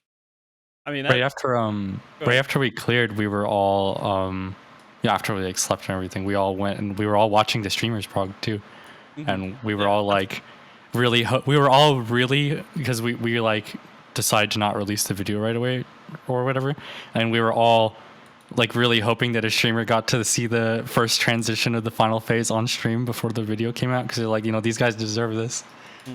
Yeah, it's when we were discussing about when and how do we want to release the VOD, and I think it was Death actually who mentioned it. He was like, we should not release anything until at least the stream sees the transition, because they deserve it to see it first. And I think Radiance just released immediately after we talked about it, actually. And they saw it the first time. Oh yeah, they tweeted out the transition. We talked about it, like we wouldn't show anything till the streamers had it. And then they tweeted it out, like, okay then. We were kind of like, whatever. Yeah. A lot of people, a lot of the streamers, like the streamer groups, they like deliberately didn't watch any of that stuff. I remember. I'm glad I was going around in their chats asking about it. Yeah, I think. I mean, because that's the entertainment of the stream, right? It's them seeing this stuff and reacting to it unfiltered. Yeah. And so, like, a lot of this stuff, it's always been in the Final Fantasy XIV community, at least in a loose base form, to try to, if you clear the fight, don't immediately release that full video. And I think before, and at least in other times with, I think it was TPS and everything, is that they would release the mechanics after it was seen on a stream somewhere. But I guess it was a little bit different for Ultimate. I don't know. I guess I missed that part. Yeah, it was definitely different for this Ultimate. They like went for like a thing where they like, I think a couple hours after they saw the prog point, they would like release a little clip on their Twitter. So they kind of like tease the people of where they were at. But that's the thing, right? Like, what would happen if TPS, our team, and Kano's group all streamed at the same time? Then a JP like, group would win. I'm more like, how you're saying, like, oh, we're watching the streamers and their first time reactions and everything, and people are also flocking to the stream, right? That's the furthest. Like, wouldn't the hardcore groups then take that away from them? Yeah, that's how I felt about it. Yeah. Like you're kind of like taking away from the hardcore content creators from the game. Or do you think so many more people that usually don't come to Twitch would then appear on Twitch and watch, that it would balance out? I mean, that's a good thought. I mean, it's something that a lot of people don't think about, is supporting the content creators of Final Fantasy XIV in general that way. And for them to get that same viewership, they would have to be in those world first groups versus what it is right now, where they can kind of play and just go as hard as they want and not be a part of the world race and still do pretty well. Because it's huge. When new raid tiers are out, that's one of the biggest moments for most of the streamers out there. Yeah, for sure. They are the real winners, not us. Oh yeah. Financially speaking, prog season is insane for Twitch streamers. Have you seen those numbers, dude? Yeah, it's jeez. Yeah, Dart's definitely transparent. He always talks about how much he's like made, and then he's like, he's made thousands of dollars while we made no money. Like, we might have got world first, but he's a lot more richer than us now. So, well, I mean, we're always on this edge of like getting to an esports level with the world race in some shape or regard, I guess, where we would have the world first teams actually like supported by companies financially to stream and do all this other stuff. Do we want that in the Final Fantasy XIV scene? I'd be okay with it if it's officially Square Enix's like job to host everything. If they don't do it, then I never want it. If they're not in it, then it's pointless, I think. Because I think Blizzard does all that, like host the world first stuff and everything, right? No, I don't think they do. They don't? No, I think no, they don't. No, they don't. Esports company. Okay, never mind. The only thing they confirm the clear. That's about they confirm, but the only thing that they do is they do this MDI stuff, the Mythic Dungeon, Mythic International or something. This is their form of like participating in the esport, but on the PvE World Race they are not participating. That's also like showcase a world race and stuff on their homepages and stuff. They encourage it, but they don't support it. I feel like. Yeah. They're also taking the not a part in it. I mean, that's what Square Didn't Enix does. They do Didn't I have. see like try to like make Feast an esports? Like try Man, at least. don't. Like they tried, right? Like they were trying to make it. Are an you esports. familiar with my history with that? No. There was some. I Yeah, only he tried remember to that. guess The, that Cast stuff. it or something. I only remember that there was something in Paris once. I think. I was With, there like, on stage Bowlery in or something? Paris. Yeah. Yeah. You were there, right? Yeah, That was one event that was supported by Square Enix. No, I think They it did was. it Wait, in no, NA2. that was the ultimate race thing. No, what you talking No, about? No. Yeah, that's Oh, It was PvP. a Feast thing. Oh, Yeah. okay. That was 100% PvP. Yeah, they did. I mean, back in the day, I do remember Blizzard doing a raid versus raid on stage at BlizzCon, like a race between two teams who would clear something first.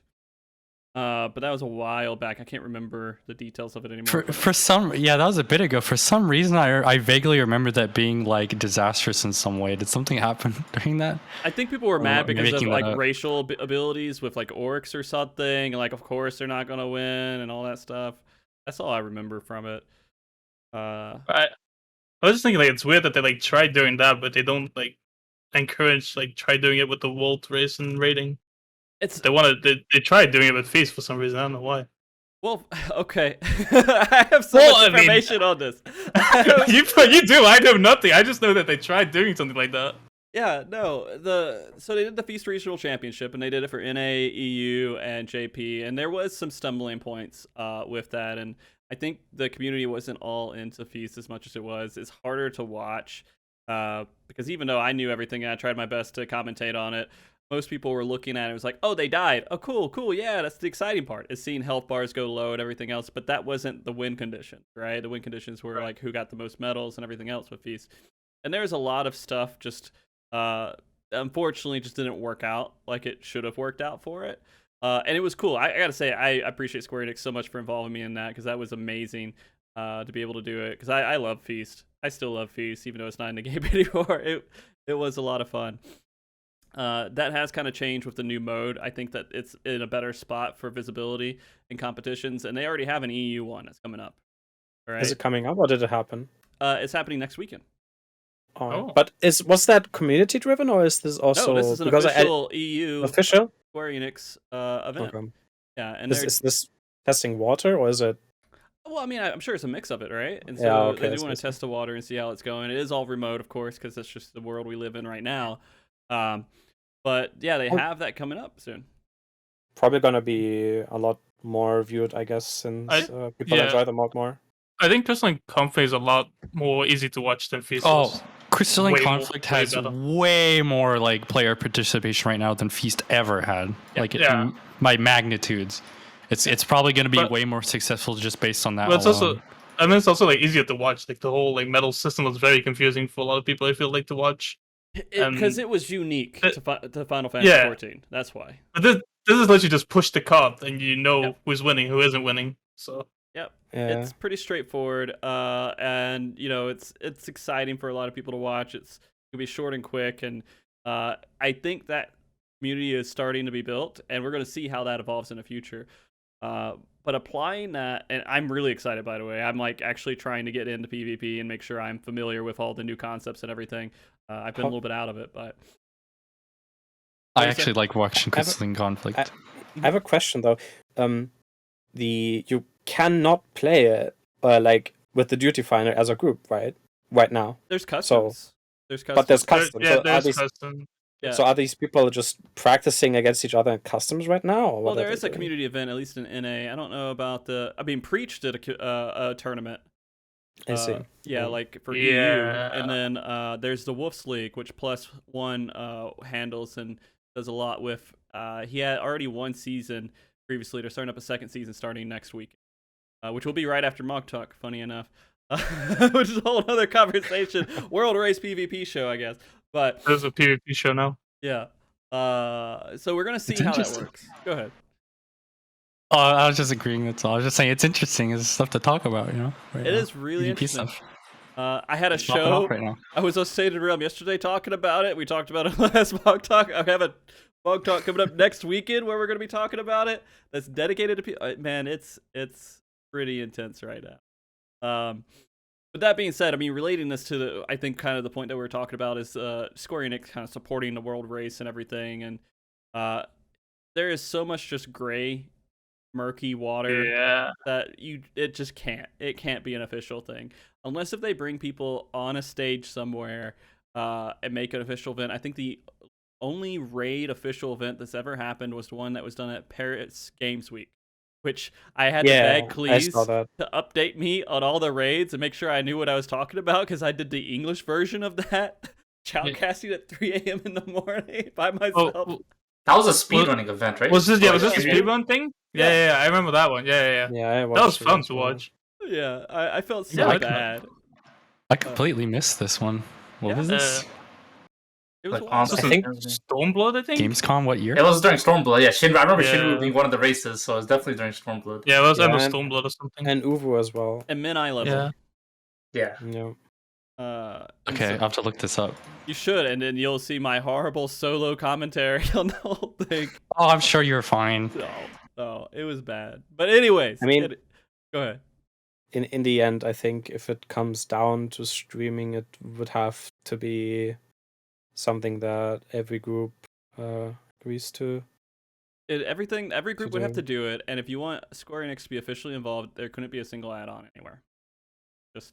Oh yeah, I mean, I already don't think they would ever involve themselves. On stream. Yeah. I don't think Blizzard would do either, and I guess then you would have to see, like, you would have to do a test, right, first, probably without any sponsorship or anything, and just see if people are interested in watching it. I mean, Blizzard kind of has that too, though, right? With add-ons and everything else, with it getting really gross. What was that? What's that one that's like really, really bad? Weak Auras, is that right?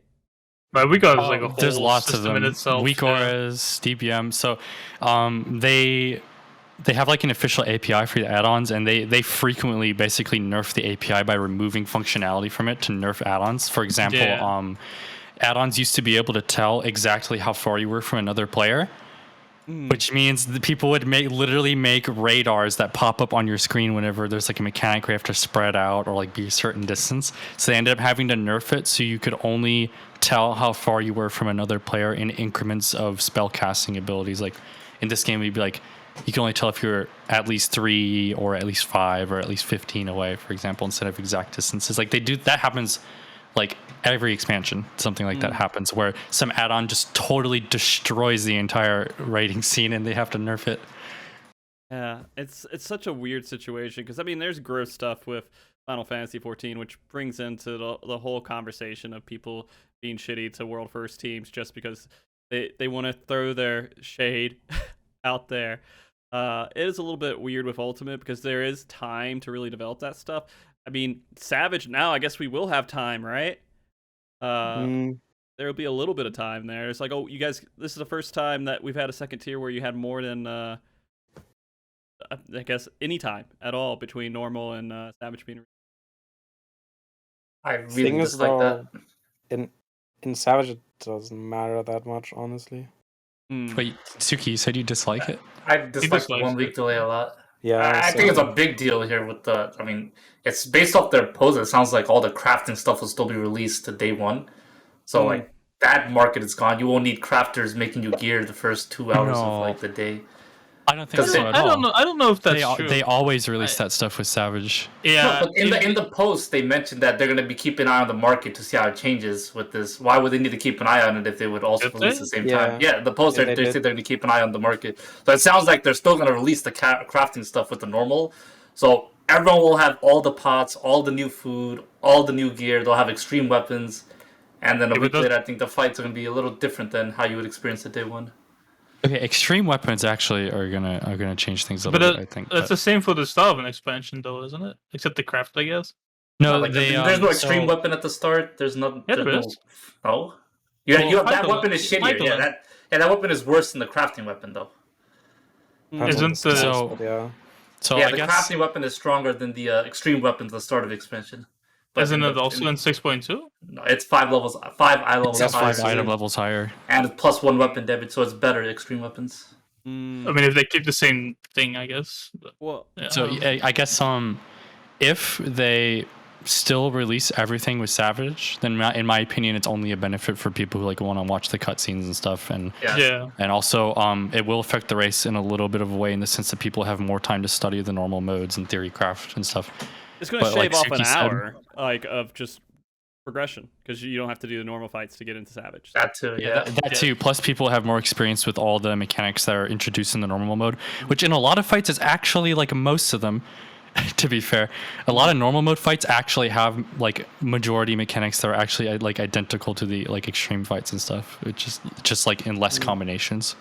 But like Suki said, if they start releasing the crafted gear and things beforehand, then that could definitely change a lot of stuff either for the better or the worse. But if it's the same time, I think it's like mostly just a benefit so that people don't have to skip cutscenes and stuff that they want to watch. Well, I mean, it makes the world race scene a little bit more accessible in general because everyone will be able to have that equipment, right? It would make it more accessible. That's true. I think it will make some of the first fights a pushover because you already have the gear that you usually wouldn't have.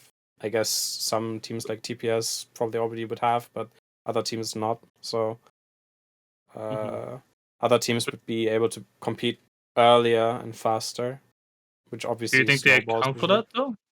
I don't think they will, because they said they simulated a bunch of like things. Let me see what they said exactly. But they just want to try it and just see what happens. Here they said the development team has simulated what might occur as a result of delaying Savage by a week. But if we were to go all out with taking countermeasures against such side effects, there'd be no going back. As such, we'd like to try the 1 week delay this time, and then check the feedback. Okay. I mean, as well as consider possible adjustments to crafting related and economical aspects. So it does sound like crafting will release. Okay. Yeah, normally. when you put it that way, what Suki said makes a lot more sense now. Where was it posted? It's the official translation of the live letter digest. I think. Yeah. So, I mean, in that sense, yeah. I don't know. The last time we had a 0.2 rate, it had a very tight, or in prog at least, tight DPS check, and people needed 2 days to clear it. Maybe they do that again. We'll see. But also, someone said why Savage doesn't matter in this context, like in terms of like preparing things. Well, I think they were talking about the context of the add-ons. I also don't think it matters that much in Savage, because in Savage usually everything is binary or very blunt in your face. There's very rarely that there's like a really tight, complex mechanic, and in terms of like the world racing teams, you're usually progressing at a faster pace into a new mechanic than testing out like add-ons on a previous mechanic, because usually you can just brute force your way through it by just calling it or whatever. So at least that's how it works for world racing teams. I obviously have to say that for teams that are going more casual, it might matter more, and for these, definitely they will have add-ons ready, whatever. But I think for the race itself, it won't matter that much. For like world first, yeah, they definitely most of the time progress faster than the add-ons can even keep up. Well, I guess it really comes into play with the data mining and everything that will be available for that 1 week. And then applying those, creating add-ons for, whatever information they pull, whether they're going to make billboards or something else, whatever they're going to do. Right. But in the end, as long as they hide that stuff or make a patch or put the Savage like mechanics and stuff and put a lot of that stuff in the patch that would be leading up to Savage, then it's fine. But if they release all that stuff, I'm assuming they're going to have a server down. So server down for the patch release and a server down for the Savage release. Yeah. Okay. I definitely think you're correct that that's how they're going to do it. Yeah. They'll hide some data. The thing is also that with 6.0, they started doing some extra stuff, like where you receive certain files only when you zone in to a fight. And with obviously with Savage, this matters more because you cannot access the 4th turn until you have cleared the 3rd, 2nd, and 1st turn. So there's that limit as well. And I think I actually don't think it's going to matter that much. We'll see, I guess.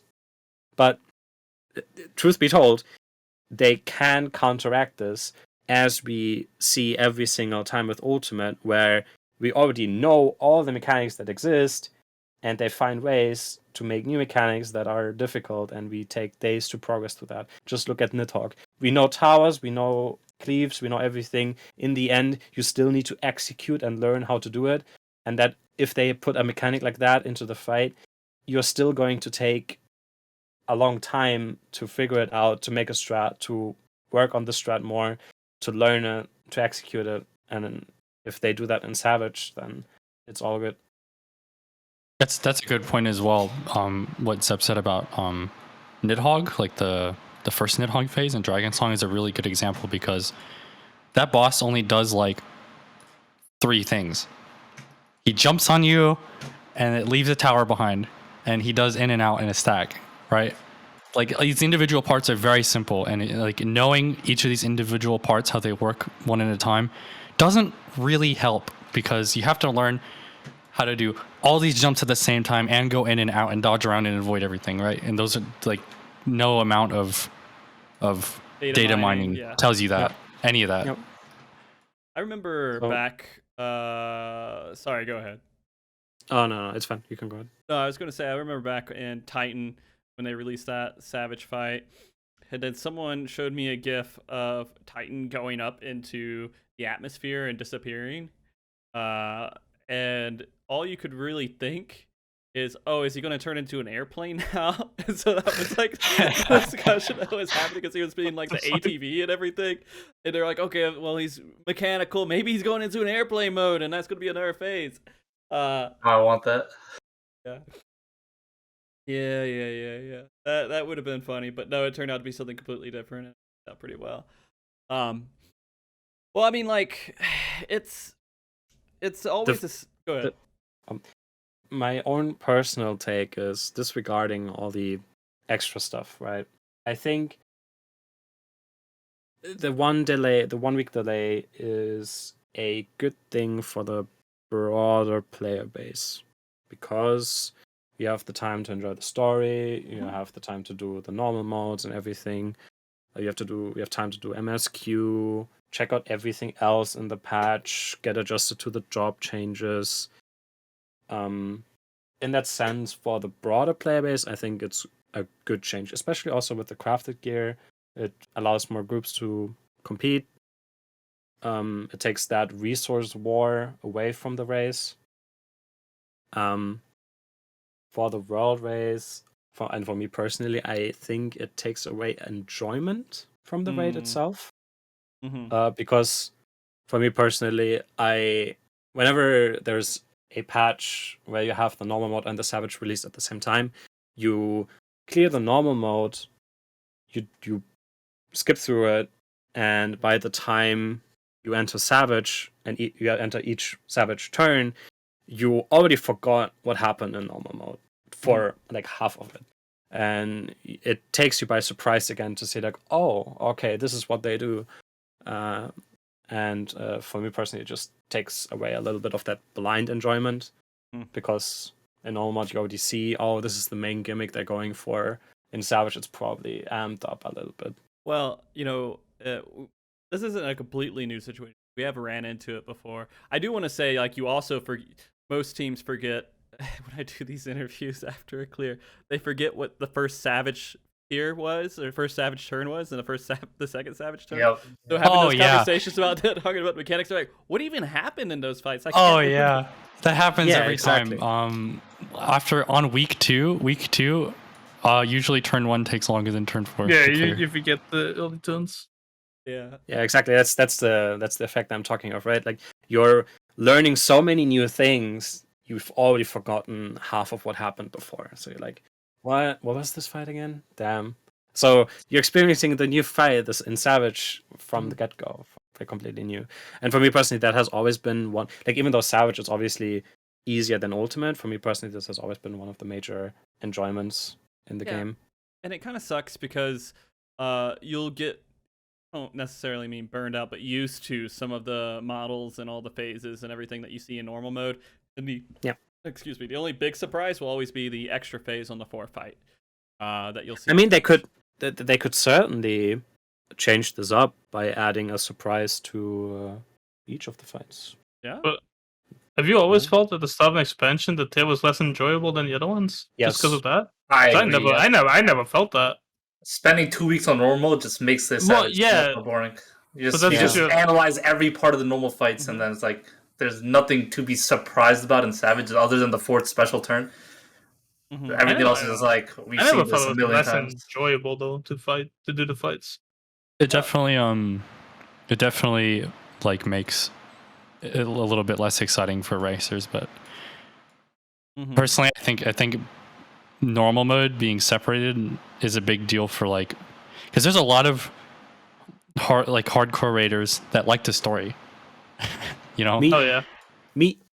Yeah, and being able to actually read it instead of having to skip it and then do it again on an alt later. Like, every time. Personally, I think it's very beneficial for a lot of people. Trying to like get in there. Yeah. Exactly. What's up? So, no, I've been just confirming. I'm the player he's talking about. Yeah. I've been doing this since forever, every single time. Get it on my alt and then play it through again. I mean, this guy was literally rewatching Dragonsong story before the Ultimate came out. This guy made a new character and did the entire MSQ. Yeah, he was doing the Heaven's Soul. He didn't even do new gameplay. He actually made a new character. Yep. Is there any lore tidbits I can pull from this for the Ultimate?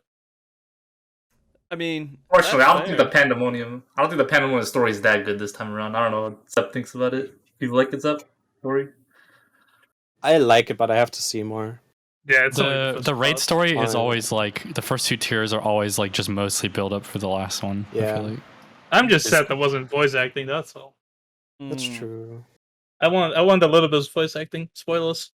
I wish there would be more voice acting in the game on bosses. Yeah. That's honestly, that's one part about DSR that we haven't talked about yet, and that I'm a little bit sad about for the next Ultimate, depending on what we get. I think the voice acting in this Ultimate added to the atmosphere and to the impression of the quality and like how everyone in general perceived the fight. What? I think yes. I think having Thornton being able to talk is actually important. I think this was really good. I loved it. Yeah, I like it. I 100% agree. I think the voice acting adds so much to the atmosphere. I am named Kyle. Dude, look how many people meme on this. Yeah, you wouldn't have this if it didn't exist. Can you tell me a single line that Hesperos says? Who? Hesperos?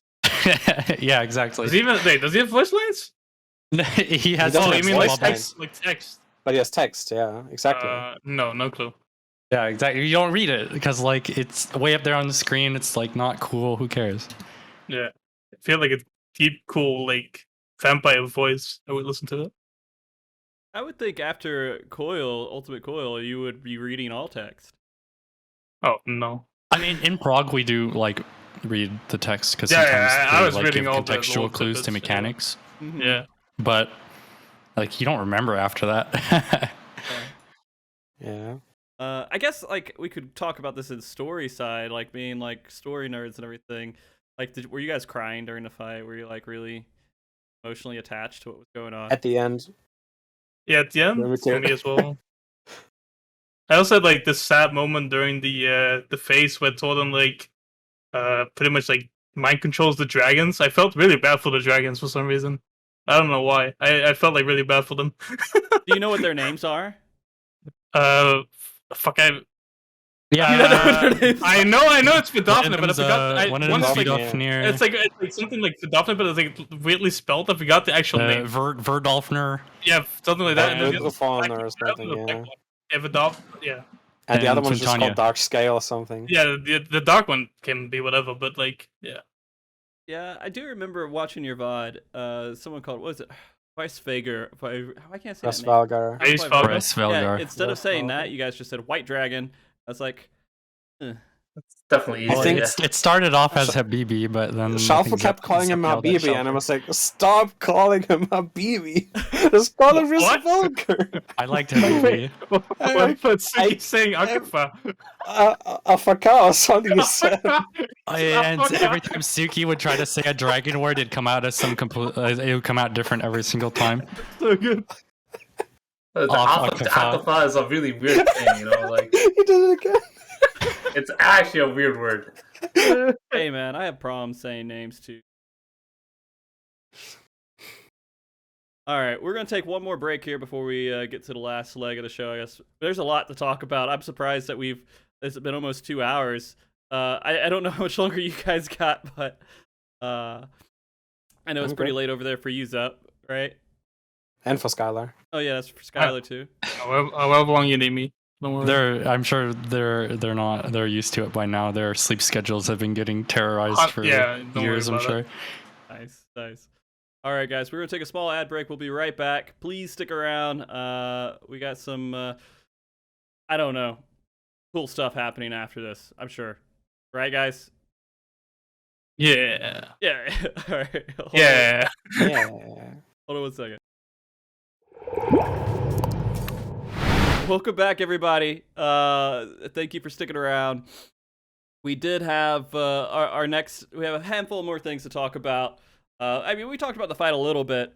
I did want to talk about the clear. The big noticeable thing that I saw during the clear is that it wasn't deathless. Oh, that's what you meant. What? Oh. Yeah, you died. I remember.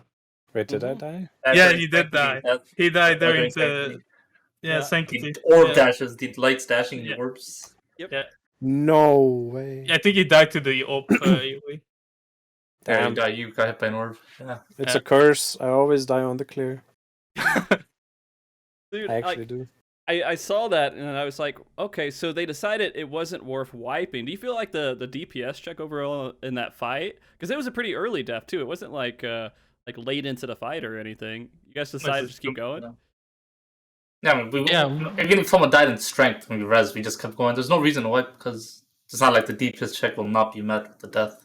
We can Even multiple. like by that deaths point we already knew exactly how much like the loss of damage we can tolerate and still make the checks. And I think by that point in the fight, everyone was already playing well enough in most every phase that we could take at least a death in every phase, pretty sure, and still make the DPS checks.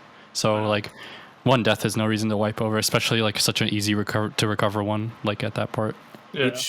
Each DPS check has to be seen by itself because unlike Savage, it's not one HP pool; it's multiple HP pools for each phase. So by the time we reach like the middle of Nidhogg, my weakness will be gone again. So for every part after that, it doesn't matter anymore.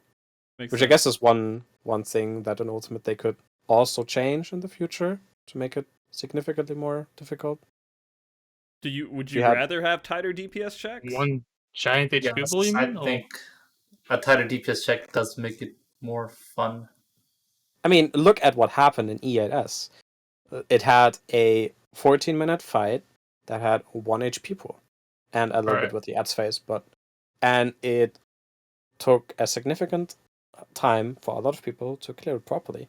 There were a lot of enrage wipes because people struggle with very long DPS checks. So, and we haven't had one in a good while now. Like each last turn recently has always been only 8 minutes. That's two potions. 2 potions, that's it. Yeah. So if they wanted to make Ultimate really difficult, they could make 1 HP pool across the entire fight, and it would probably be very, very difficult. Yeah, that's actually a huge factor, is that having all the DPS checks be sectioned up into like 3 or 4 minute chunks, and each time you kill a boss, it basically resets from the start. It's just inherently much easier, because then every mistake only affects you for a couple minutes, and then as long as you clear that part of the fight, you're completely reset for the rest of it, basically. Yep. Unless if you like severely mess up your rotation. But Yeah. Yeah. I mean, you It's could make all it. reset. Go ahead. What do you want to say? No, I was just gonna say you could make it to where, like, depending on how well you do that section, it adds up or it affects something within the next section. Makes like a DP, like a damage, AOE hit harder if you don't kill it sure. fast enough or something like that, right? I mean, for example, one thing I've always mentioned to someone is if you could do this perfectly fine in UCOP, because both Twintania and Nail jump up, they don't die, right? And they come back in the ads phase. Now, let's imagine each phase, Twin and Nail was a straight up, let's say, 2.5 minutes phase or 3 minutes phase, and they spawn with a lot of more HP, and depending on how much damage you do to them in those 3 minutes will make your ads phase either significantly easier because you can kill them faster, or it will be harder because you have to beat the enrage at that point. Yeah. Something like that. But I feel like a fight has tried that before, though. Well, E8S had like that with the ads a little bit, right? But it wasn't like significant enough. We thought. Well, it I was guess, yeah. significant. Well, It's also, also, Shiva, yeah, you want to get Shiva at like a certain percent before she jumped, right? That kind of thing as well. Yeah. It's also something that cropped up a few times, like in early Heavensward and ARR bosses, where like the fight designs were a little more very like experimental. Mhm. Oh, yeah, you also the A11 thing where you let like the 3 pillars HP things. Yeah, Wait, they like, had percent HP? pushes back then. Yeah. Hmm. But this is why I personally don't like the current ultimate format anymore. Like, all 3 ultimates were just like a boss rush, right? You fight one boss, then pause, and you fight another boss, another boss, another boss. Like, I want an ultimate with just one fight, one boss all the way through, and it throws mechanics at you while you're fighting it. Well, I'm not gonna lie, I was really hoping King Thornton would be that, because he's the perfect boss for that. I think Omega is the perfect boss for that. But... Yeah, I think Omega could end up be. I hope it's like that, but I don't think they will. But that's It's my just hope. because King Thornton already has 12 ads built in. Omega has like different like how he looks like he has like different like iterations of him. Like he has the MNF look, he has the final look, the O11 look. Yep. Yeah, I Could mean, be he just could one evolve boss. pretty much the entire fight. It's just Yeah, you could just have him evolve the whole time, like be like Blue Justice kind of thing. Omega's already like 4 bosses just on his own. yeah. Yeah, you could definitely make that happen. I mean, everyone's definitely expecting. I'm assuming Omega is the next ultimate they're going to have during this expansion, right? Yeah, I think it's That's safe the to assume. assumption, yeah. Yeah. Are you excited for that? Hell For yeah. sure, yeah. Omega think was my first raid tier when I started playing the game, so it's... I never liked Omega, so I'm gonna tell you one reason why Omega Ultimate is going to be the most sickest thing we have had in a long time. It has POG music. Yeah, that's true. POG music is Us? big. I Big. do agree the music is really good. It's gonna be big. Everyone's gonna love it. Well, yeah. That's the thing, though. It's so crazy. And I don't think this happens in the WoW races. I don't really know for sure. But people are so excited to see what graphically there is in like the next phase, what music changes happen. These are all things people are looking for, is all this extra crap, not just the mechanics itself, which makes it a really good, I guess, esport in general for Final Fantasy XIV, is because you're like, oh, did they see the next cool phase or whatever? I don't feel like I ever felt like that watching any of the WoW stuff. It just felt like there's a whole bunch of people on the screen running around, and some things happen sometimes. That's a huge. I don't even know there's music in the WoW race. I don't even know there's music. Sometimes there They isn't. always play their own music. Yeah. Yeah, like I don't like. Sometimes I hit just like fucking like. Sometimes, random, like, sometimes some Spotify. just actually don't have music. Yeah. That's like a big. That's actually like a massive design philosophy difference. Is that in Final Fantasy, sometimes they do value like the presentation over the mechanics occasionally, and like that just resonates with more people. They get every department to work on these ultimate fights, right? Yeah. And that it's amazing to see that happen, and they know. Go ahead. Oh, I'm sorry, I didn't mean to interrupt you. It wasn't important. Yeah. You know what? It's over. I don't even want to think about what I was going to say anymore. You interrupted me, Narlark, so I don't know. I'm sorry. Go ahead. Damn. You hosting this show now? Yeah, it's you. It's you. All Man. right, guys, welcome to the Narlock Podcast. We're here. Welcome to the Bald Podcast. The Gnarly Podcast. Gnarly. We're here with Neverland and Frosty Mogborn PvP Extraordinaire. Let's go. Oh yeah. You know, we really didn't. Never mind. We're not going to go into history. There's so much to talk about with that I didn't really go into. But I will say again, they could do some official Square Enix events, but it wouldn't be the World Race. I could never see it happening. No. That's unfortunate. Maybe just like some kind of recognition, you know, like look, it's starting, go check it out or something. Yeah, but then they have Uh-huh. to like, if that stream showed anything that was TOS, right? They can't really point you in a direction. It's difficult. Yeah. I think if anything PvE related for it to happen in FF, I think it would have to be something like a speedrun-ish. Yeah. You know, something like the what WoW does with the MDI. They could do Yeah. it. I mean, Maybe- with You could do it with the new dungeon thing, maybe. Yeah. Maybe. I guess we'll see. So. I know they're going with PvP and they're doing some stuff with that.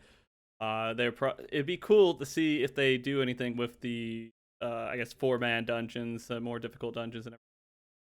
But the rating, man, I don't know if we can change much of how the rating World Race is for Final Fantasy XIV. We could get more esports companies involved and all that great stuff. But I just don't know. I do think, also looking at like, can I say this? Like Twitter analytics, is this something I can talk about freely? Why wouldn't you be able to talk about Twitter analytics? Okay. Well, for example, on the Twitter analytics of my tweet that I released of the world first clear, I think it had like 1.5 million impressions.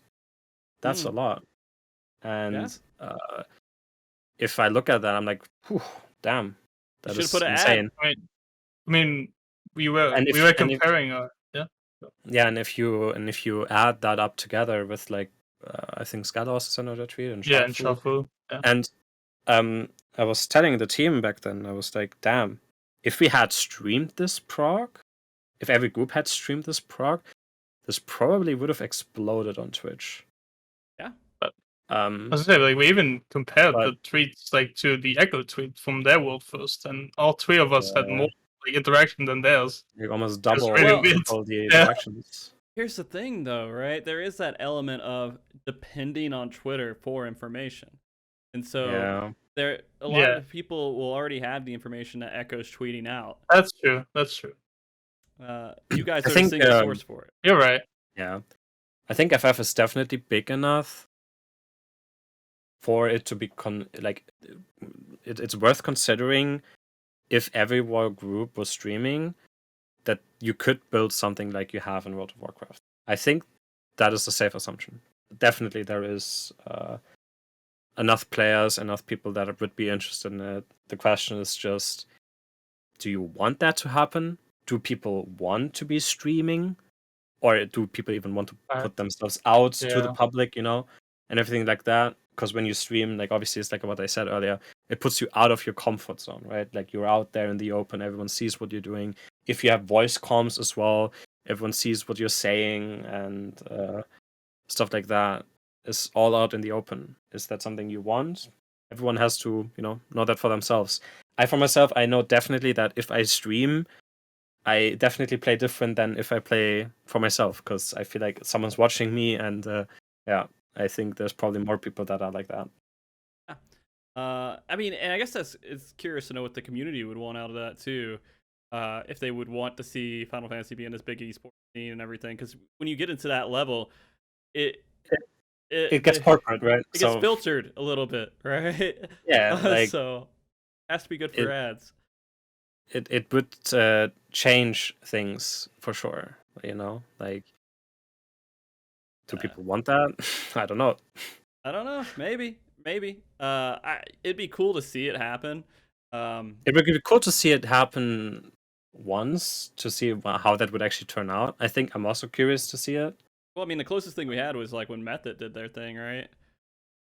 Right. Way back in the day, and that was one of the worst experiences I've ever had in my life. I've heard some bad things about that. Yeah.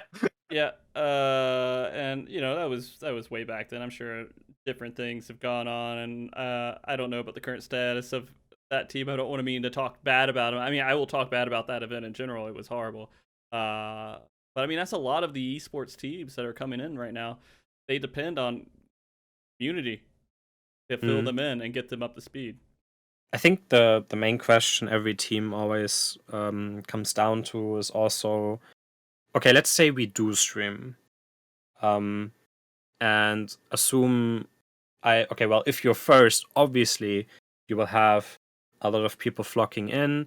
Also, one thing to mention as well, it's not just sponsorship that you would have to prepare. You also need to prepare a lot of stuff for your chat, right? Like, moderation is a thing you would need to consider, and that is also a lot of effort that you need to put into that. Basically for free, because you don't know if you're going to get anything out of it. Well, right?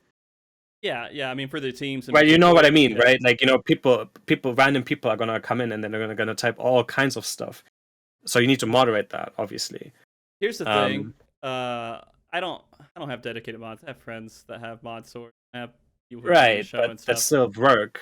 Yeah, it just, when you say that, it's sad. There are people who are rich enough to have mods they pay, but the majority of mods are doing it for free because they want to be in there and help. And for Wolfrock, it's not even like a stream, right? It's 16 hours maybe that they have to be in there, or like you have to have people rotating in and out.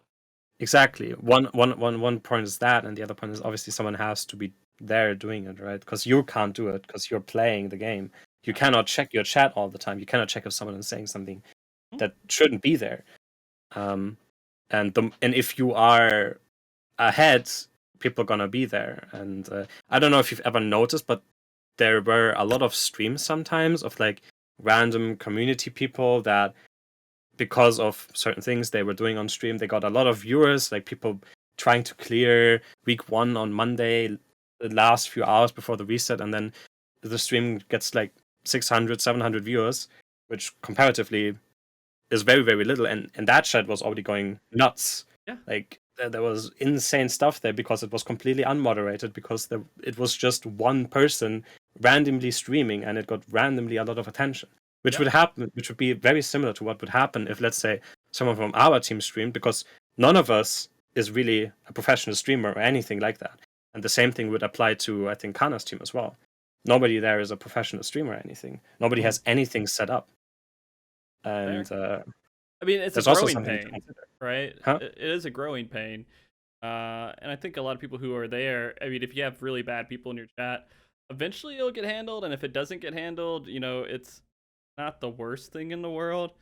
That's just get shit after a while. They just become complete shit. There's like this troll level. Like, if you have so many viewers, at some point, it's just you don't have a chat anymore. Yeah. You have random screaming people yelling into a void. I think we also had this conversation in our group. It's like, let's say your whole group is streaming. Like, I know let's say like in our group, let's say everyone's streaming and everyone goes to Zep's stream, for example, because Zep is the most known member, maybe. Let's say like that. Like, does all the money Zep get from his stream, does the rest of the group see any of that? Or is that does it go to Zep? Yeah, you would. Stuff like that. Like, is it equal? That depends on the person, right? Because like you could do it. You could like hold it to yourself. Like, it depends. Yeah, I mean, I think the point he's making is that of the people in the same group, it's cannibalistic.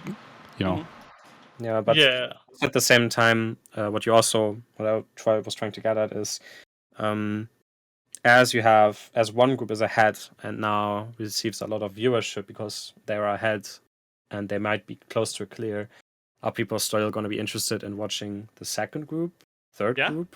100%. You think so? I'll say this from like someone who's put on the community event, right, multiple times, and we have tons of people that would want to watch and just see the attempt that's happening, the one that's furthest along on that attempt. Oh yeah. Oh, 100%. I have people. To add on to what you're saying, sorry, I didn't mean to interrupt you. I just want to get in before It's your topic podcast. changes. I know a ton of people. Like I have a ton of friends that will literally pull up like multi-twitch.tvs of like 9 progging groups at the same time, and they'll just have them all up on the screen. And whichever one's furthest in the poll, they'll maximize it and watch it. And then as soon as they wipe, they'll close it and then open the next farthest one. So it'll literally be watching like literally 9 groups at the exact same time. It's like people they do watch all the groups. Yeah, and so I will say there are situations. So how the World Race works is, or at least the events that we put on, is we ask everybody, hey, are you racing? Great. Or would you let us restream your stream? Great. Yes or no, and kind of go through that whole slew. So we have this slew of like 100 or so streams that we can show on the stream. And we toggle between them depending on where the conversation is, the commentary on the fights. If we want to go back and talk about a previous fight, we'll do that. Usually it stays on the ones that are like in the lead, but there's like 4 teams there. And then if a team is starting to get a little bit further in a mechanic, we'll maximize that one and that one. And just kind of go back and forth to talk about what's happening at that time.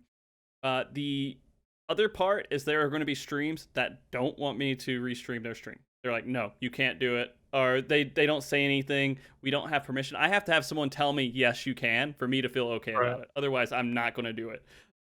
So if I don't have some verbal communication, there's going to be possibly another stream out there that is streaming and it's going to be ahead, but we can't show that on the mainstream. We can just talk about it, talk about their progress. And that's, people still want to know where these other teams are, even though that is like the top team. A lot of viewership will go there, but that doesn't mean that their favorite streamer isn't going to get their viewership too, right? To see how they're doing on progression. Everybody's curious about the teams. Okay, I can see that, but for example, but that also depends on, like, you just said it yourself, like, it's their favorite streamer. They probably watch them occasionally, like before that every time, and they stream regularly. They have, like, you know, some sort of connection to the community, whereas people like us, right, except I guess mostly only this would exclude like Sphere, because he has something built, but everyone else basically in our teams is basically just never streaming, right? So would people still be interested to see that? That's the question, you know, that people ask themselves if you consider streaming the race or not. It is a factor. And so, I mean, that's something that groups have to figure out. And a lot of groups, I'm guessing, have had those conversations. I'm not even sure where this goes. A lot probably ends up being, hey, it's your stream. You do whatever with your stream, you know, whatever. And they don't talk about it too much. But it probably, on these world first teams, like your team, it would be worth a healthy conversation about what streaming would mean for your team overall. Yeah. Especially if one person's going to get, like, you know, 10,000 viewers and everyone else is going to get 100 viewers. Right. I feel like in almost every team at the moment, and like at least U and an A, there's at least a couple members in the group that don't want to be on stream, or like don't care for it at all. So you would have to probably like already like reform groups if you want to start streaming. Yeah. Because I know there's a couple of TPS members that don't want to be on stream. I know in our group there's a couple members that probably don't want to be on stream. So 100%. I think also maybe it's just me. I also always this imposter syndrome. Like it's always like I doesn't it. I just always feel like it comes off as a little bit pretentious to like be like, oh, we are this world first team from DSR from the last prog, and now we're gonna stream and look at us, woo! And then you get world 10th.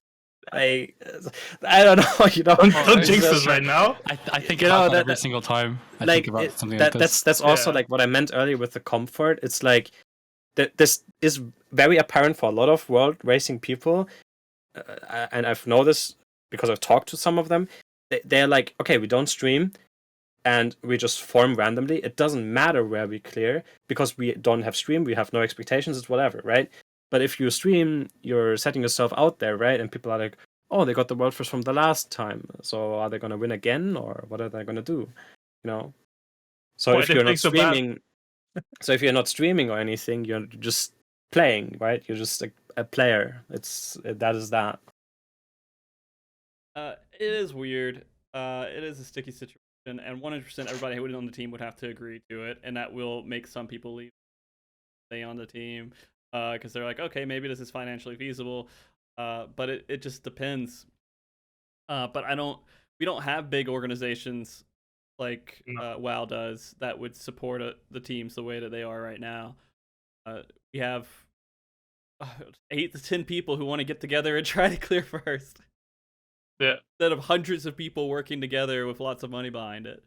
10 nerds in their pajamas wake up in the morning. I think for a lot of people, it's still more about the enjoyment of the game, you know, and the race itself, rather than, you know, The prestige. yeah. Oh, Like, for me, it's sure. always been like I just enjoy playing Final Fantasy. Like I just It's enjoy fun. the game. I just wanna progress fast because I wanna progress fast because I enjoy it. I wanna have more of the enjoyment. So Yeah. If you were doing it for money, you'd be really pissed. yeah, of course. So, Because but there's no financial backing right now for I it. could walk 2 blocks down the road and work at McDonald's for more money than I could probably ever get from this. Yep. So yeah, I mean, on the other hand, it's like what the WoW people always said as well is they didn't have anything set up either, and they just randomly decided to do it, and then Yeah. it built up to this huge thing. Mm-hmm. I don't know. It was like Meta, right? That started randomly doing it. Think so. Yeah, Because they felt they were so good anyway, so yeah. yeah, But- I think it was they just like randomly streamed a Prog 1 tier and then they like won anyway, and it Yeah. totally popped everything off. Like everything blew up on that. But I'm just curious, were they like a major organization Yeah, I think so. before they streamed? Oh, I think so. Yeah, So that would be Yeah. like they had so. they had professional streamers like in their guild and stuff. It was Right. it was a thing. It's just that it wasn't the world first specifically until that point. so there is already like a major difference between them and, for example, what we would be, because from us, everyone is just like, you know, a literal nobody. You guys are not nobodies to me, by the way. No, but like to the TLD organizations we are. in compared to a large organization, like we aren't an organization. We are just a team of 10 people that happen to play together, and we happen to clear fast. We're That's the 10 way I guys see who it. fought a boss real fast. And well, we'll see. Savage is going to be kind of an interesting one, because if we do talk about streaming, Savage would be probably one of the first races that would be, I would think.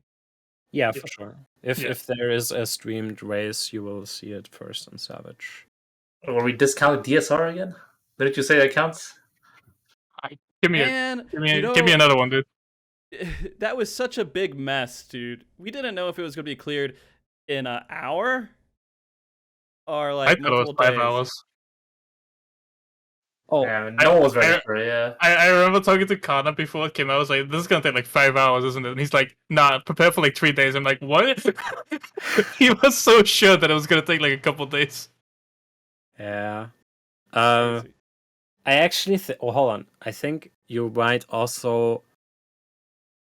It's a gamble, of course, depending on the difficulty. But they are doing the 4-man Savage dungeon in 6.25, right? I guess you could try. I setting am something not up for doing that. World Race stuff. Well, for not that, you, by the way. I mean, in general, I'm trying to say, you know, maybe. I guess people probably don't care that much, so they're gonna stream it and see what happens. But I don't know. That one's gonna be Well- kind of weird. I think only the major streamers are gonna really get. I mean, I don't know. Probably, I don't know. I don't know. It how depends. this will- It fully depends on the difficulty. That's I'm gonna so- race Stasha. Let's fucking go. Oh man, yeah, I do want to see how that works out. Hey, what's up, Klops? Oh my god. 4-man content. Thank you, Klops. Because of you, we got it. yeah, absolutely, absolutely. 10 I don't think it'll years be of difficult, asking. Mhm. I've asked multiple times because of him. So and it's always the same answer. It was one of those questions that always got the same answer. It's like, I really don't wanna, because it's just gonna, if someone dies and it's not fun. It's on the healer, yeah. Yeah. Well, okay, so there's no major expansion. You guys aren't forming some super esports company or anything. You're gonna stay Not yet. within your handful of friends to Yep. get the clears. Okay. I think we can. I think it's safe to say for the other teams as well. Mm-hmm. Yeah. All right, hold on. Now I do need to go back to the spreadsheet to make sure I hit the talking points because I can't remember. Oh, yeah, this was a question I wanted to ask.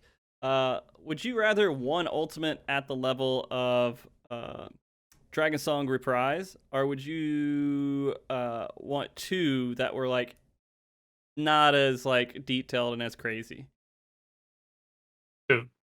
I want I'd to. rather have two. Yeah. I would too. Less Even quality. if they're like not as good, I'd rather have two. Ultimate, I Yeah. think quantity is better than quality. Yeah, Really? yeah, for me as well. Yeah. Okay. Wait, what kind of quality are we talking here? Like, what do you Wait. mean, like length? Well, he put or- ooh in the sheet. Graphics, length, difficulty, just anything, just like down, like I don't know, 80-70% of what Dragonsong was. 2 times 80%, I would take the 2 times, but I think I would want the difficulty to stay the same.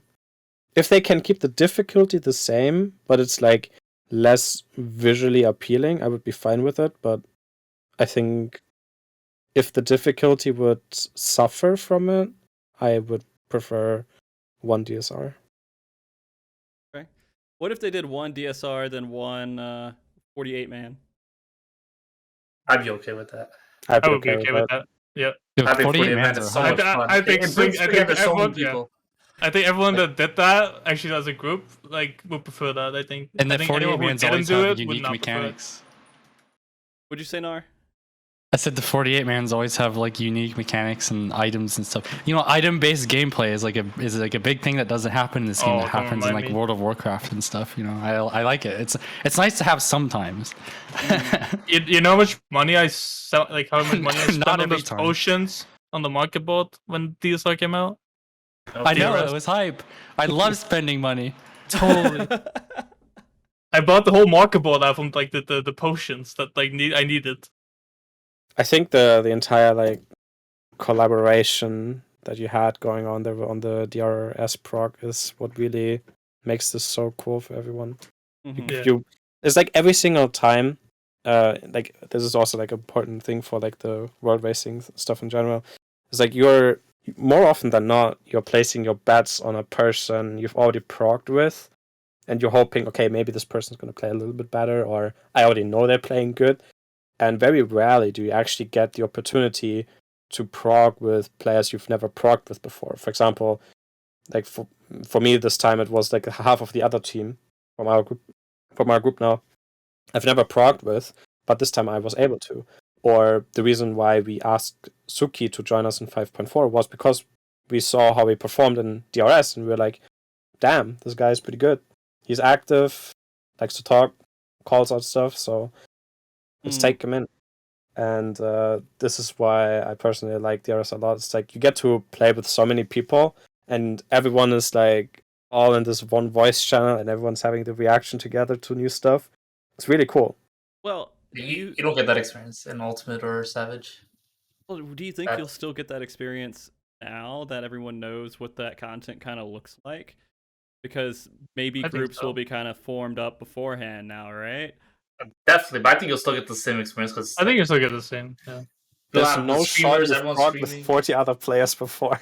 Yeah, like Well, there's also it could be I new also people, feel like guaranteed. yeah, it's Mm. also not shot. You get the same people every time, every day. Yeah. Because even Ether Group 2 was not the same people every single day. No, because people like oversleep or someone has like an Yeah, issue. or like somebody has to go to work or something like that. That is like That was the annoying part about it. Was like trying to find people last minute. I didn't really have to deal with that. 47 out of but Conrad- 48 Conrad prog. definitely had to deal with that. Yeah. Conrad I was so definitely had- stressed out. He That's definitely had the 100%. burden. 100% the worst part of that content was the 47 out of 48 prog. Was finding people at the end. I wish they would have at least let you zone in.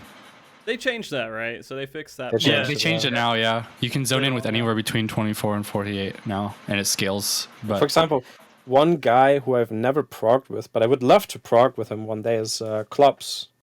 Maybe in a 48 man. I mean, Maybe in a 48 man. a 48 man is kind of just like 12 4-mans, right? true. Oh, Yeah, exactly. I remember we made like the Protean image. for all the parties with like a Protean image for like if there was a Protean mechanic, like all the parties would spread around the boss. Mm-hmm. Well, we'll see. I do think they're going to go the opposite direction. Expansion. They might change it again for the next one, but I just can't see them getting something together so quickly. Especially if they're going to do a second ultimate. Like I think that's pretty firm in stone for this expansion. Yeah. So I'm still holding out for hope. I'm still holding out. I think they'll do it. They got a lot of stuff in the pipes. He's on the They got copium.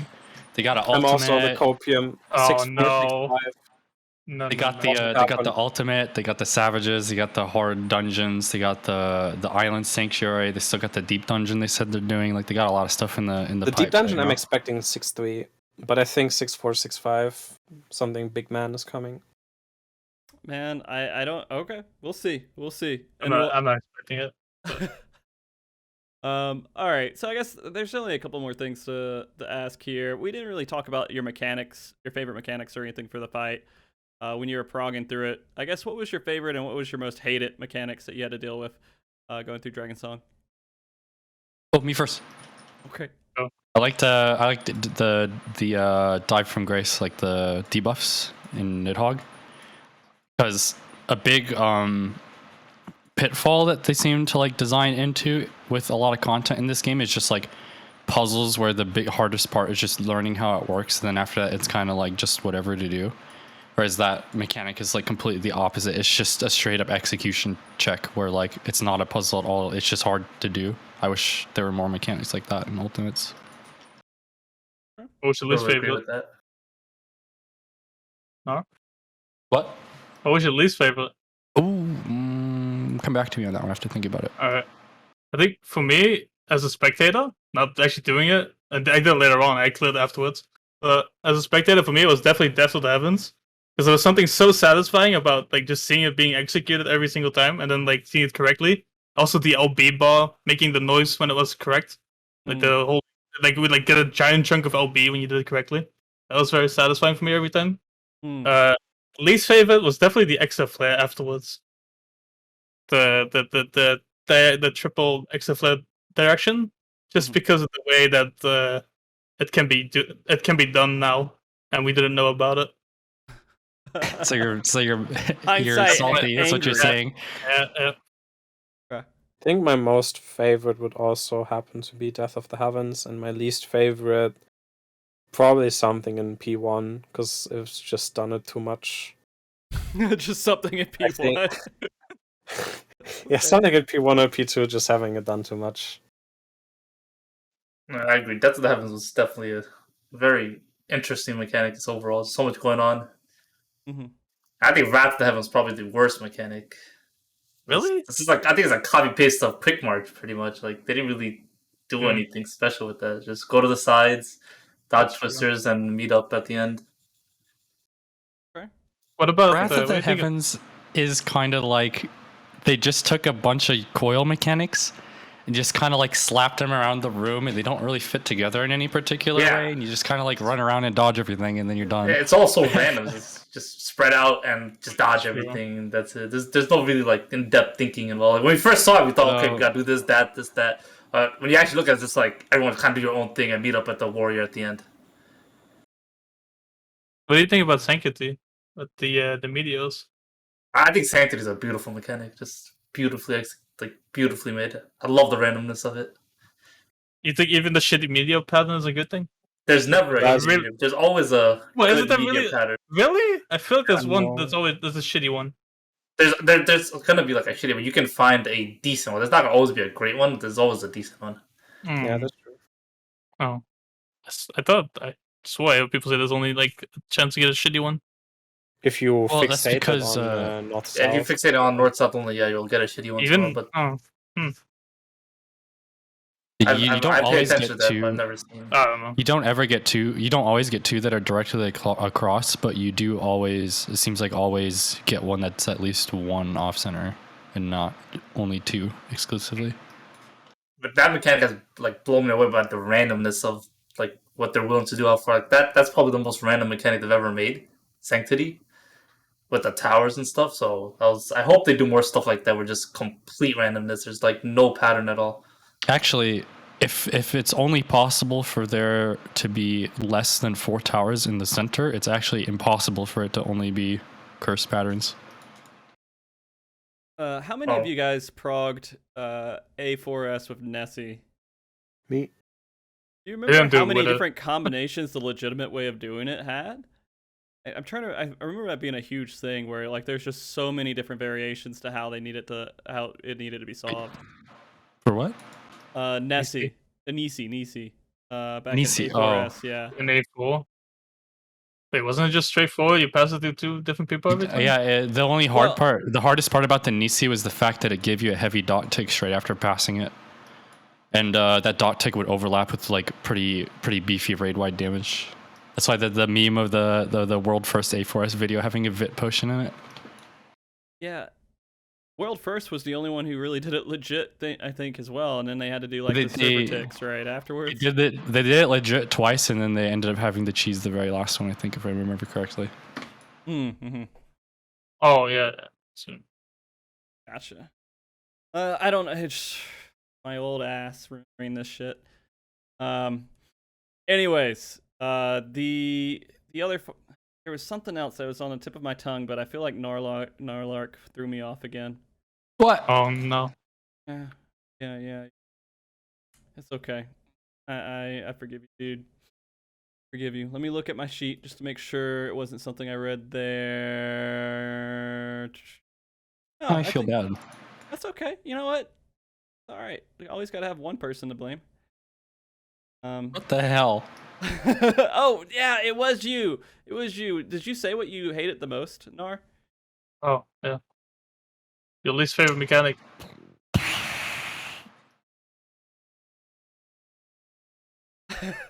No, I can't come up with anything. I like most everything in the fight. Would you say that this was the best ultimate come out with? Oh yeah, not even close. Yeah, I feel like that's the That's the general consensus, yeah. I haven't heard anyone say anything different, and the only reason they would say something different is to be different, like something like Sindoff would say or something. It's just like just say it, cool. Say it. Yeah. So I have a different opinion on it. Do you? No, that's what I'm like saying. Like, people say that I have a different opinion. Yeah. The only complaint or like major complaint I've been seeing was regarding the length of it, but I think eventually people will just get adjusted to it. I don't think they will do another one at the same length again, and I'm thinking they're going to expand on the checkpoint more. But all that. But really?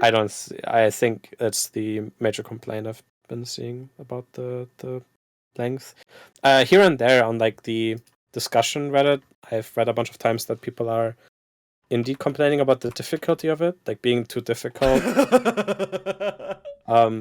But That's I mean, you always get that. Happen.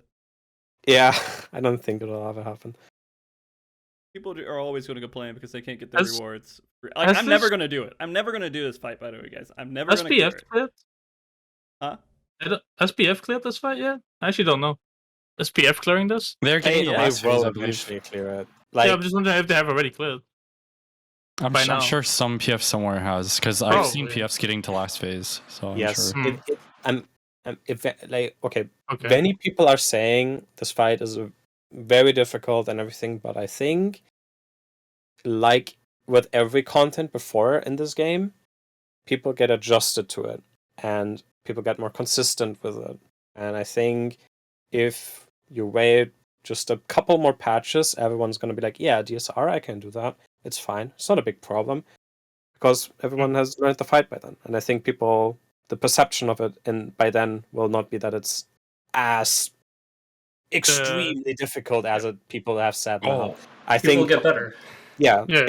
It's difficult, but I think it's difficult at the right level that it should be for the time as it came out. Ultimate, yeah. Oh, okay. Here comes another novel. Sure. Well, the thing about PFing is that it's not that the mechanics are hard that causes issue for PFs. It's always disagreements that causes issues for PFs, right? People will get better at it over time, the same way that you can just like go into PF and do coil like literally whenever nowadays. because there's people like decided on strats, and there's not much variability in the strats people are using on each data center anymore. So you can just like go in and just do it because people, you know, as time went on, people got better at executing. And Dragonsong is also one of those fights where a lot of the mechanics, there's not a lot of like complicated strategies that can be executed in multiple different ways. So this is going to be one of those fights where there's going to be very like few disagreements in strats as time goes on, which means it's actually as time goes on and the like gear gets better, it's actually not going to be that hard to I think that's one of the reasons why T was such an issue for PF, because there's all the different like strategies. I definitely BJ, think CC, and Wormhole and stuff like that. Oh yeah, I think PF Skylar disagreed. PF disagreed a lot on like T mechanics and strats, what they were trying to do. T has so much variability in the way you can execute the first two phases. It's actually insane. Like I think a year from now, Dragonsong will be way easier to do in PF than T. Yeah, I think so too. Actually, So I think so too. What's the metric for saying PF cleared it? Is it like the entire team has? Yeah, that's hard to tell, right? So I mean, like it's just like, yeah, it's hard to tell, like, because PF is like, you know, you get like PS where it's like the same people from like the day previously, right? So it's kind of like a mini static in some sense. In my definition for PF, but I feel like can I go into PF right now and clear it? That's kind of what I mean. Yeah, you get 7 people who've cleared it before, and you get someone who's almost cleared it, and technically, and so, I mean, PF being cleared in Savage, you can define that. You can say that people have gone through Savage fights, not with everyone that hasn't cleared it before, work together on strats that the public knows, but they agreed upon it, and somehow come together to get it clear. With Ultimate, especially with this one, at least right now, people say PF is cleared, but what do they mean by that, right? And do they have any proof that 8 people who have never cleared it before somehow got into PF and all were able to clear it together? Right. I mean, I'm sure there's a group out there, at least on JP, because JP is just insane when it comes to PFing, but yeah. It's a whole different world. And like, just PF in general is a whole different thing. Duty Finder exists there, right? And so there's... Yeah, Raid Finder. Yeah, Raid Finder. They use that. So it's a whole different thing, and that's one thing we haven't really talked about too much with the World Race is the whole JP participation of it, in that it is different than WoW in that regard too. At least I believe so, unless somebody can correct me. It's always NA versus EU, but the Final Fantasy XIV World Race is definitely 3 regions. I mean, technically it's 4 right now, but yeah, true. I don't know. It's going to be exciting to see what kind of groups come out of the Oceania data center. Or well, you can kind of blame Blizzard. Yeah. Data center and region is the same thing. Yeah, they only got that makes sense. I was gonna say you can kind of blame Blizzard for that one though, because like the Chinese teams get the patch way later, right? They get like a full day later compared to NA or something. I think technically the Chinese teams in Final Fantasy XIV get it way later too. Well, right, but I mean, like they play on the JP server. Yeah. But like in WoW, like the Eastern teams get the patch way later, right? No. The Chinese team, I think, if I remember correct, gets it even 1 day after EU, so 2 days after NA. Yeah, that's like like even like not even worth anymore. I feel like they like try to go first at that point. I mean, I can't believe that's still happening. Like they try, but like I think like it was like Skyline or something was a group. They got like 5th or 4th sometimes. Yeah, that's like the only thing. And how do you even measure, like, if you were going to consider all of those regions together, how would you measure the correct world first? Even if NA cleared it, and technically the teams in China cleared it like a little bit quicker in overall time spent on the fight, but could you dedicate that reduction in time to the information they would have had from NA, and how would you validate that? And so it does make it a huge problem. It's the issue with the different release times. Yeah, just do a global release. I don't know why they haven't done it yet. But yeah. Maybe next expansion. I don't know, dude. They have like a mobile game out there that they burn people for money, and that's like I don't know what Blizzard's doing. they don't Overwatch 2 is coming out. Did you hear that allegedly Diablo Immortal makes $1 million a day? Actually? Yeah. Yeah. That's no way. That's what I heard. Yeah. They gave us like Isn't that game like the worst rated game on Metacritic or something Yeah, like but that? people It's but the it amount of works. money you spend. That's why crazy. So these crazy. free-to-play cash shop mobile games keep coming out because it That's so works. crazy. They're making $1/3 billion a year on that. Yep. Same reason why you get cringy videos on YouTube all the time. It makes so much money. Yeah. So it's just like all this stuff. There's nothing you can do about it, and just hope that the people, man, the video game industry is so up right now. I forget the name of the streamer, but there's like this really popular video of this streamer who spent like $50,000 or something on Diablo Immortal, and he goes into this PvP like arena thing. He just ripping through people. He's like literally killing 5 people a second, just cackling like a hyena. It's the funniest thing ever. Oh, that does sound I- horrible and funny. Can't wait to World Race on mobile in the coming years. I mean, Final Fantasy World Race mobile. Let's go. they are going on Xbox soon. I mean, after that, what do they got? They got mobile devices. That's the next. Oh, is that real? Yeah, I mean, I think they are going to go on Xbox. Final Or is Fantasy it? Or is it rumored? When? Maybe What? it is I rumored. haven't. Wait, what? I haven't heard anything of that. They've been in I talks with heard like about that Microsoft too. for a while. It's been but, rumored I've for a been- long time, but I've been following Yeah. this rumor for a long time, but I haven't seen anything recently. On I mean, they have said they're in something. talks with Microsoft like a couple times, but Mhm. yeah.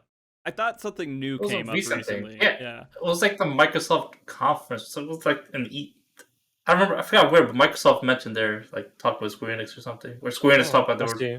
Interesting. that happened guess. recently. That would be good for the game for sure. Yeah.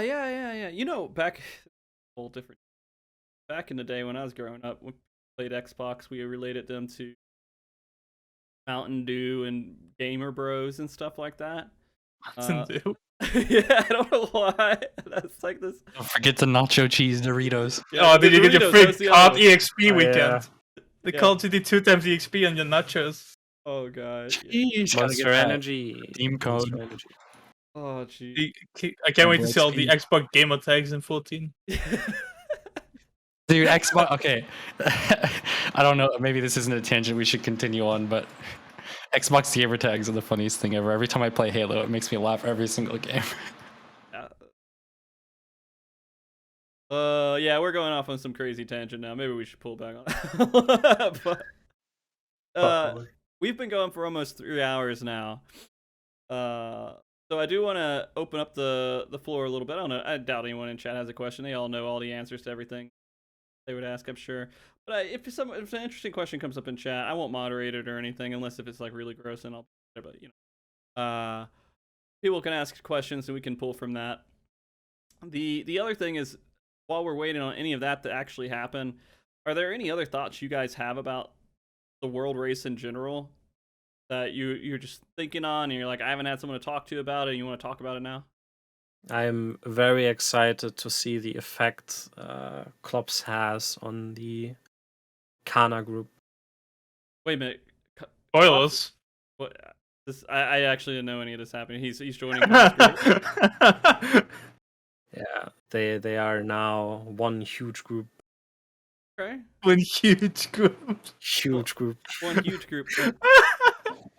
Okay. All right. How many people? I'm looking forward to that the most. Yeah, it's probably bad time to announce. It's not a it, but, leak. It's literally yeah, on FF logs. You can see it yourself. bad time to announce it, Zep. I'm joining that group as Nightman, by the way. So What the see ya. fuck? They have too Coach. many. Oh man. So I guess that would be an interesting question. Coming up with Savage, do you already have like thoughts or ideas of what teams are going to be out there competing that you're interested in watching? I think TPS always has a very good strength in Savages, so I obviously don't think they're gonna do bad there. I think they're gonna do very, very competitive there. Disregarding like what happened with this ultimate. I am actually also very curious to see how our team is going to perform in the Savage, because this would obviously be our first Savage together, so we have no idea how that will turn out. We know how we performed in Ultimate, but that is an entirely different. It's You know. completely different. Yeah, so Am I guess we'll see maybe how that. I was gonna say maybe I'm like the only one does, but I also feel like a lot of teams in Ultimate underperformed. Yeah, so Not just us performing well. Yeah. we'll see how. I'm curious to see how our group is gonna do in Savage, and obviously, Kana's group. I think they stocked up the most. I think Sleipnir as well, the JP group. Collecting all the Probably will pieces do of well. Exodia.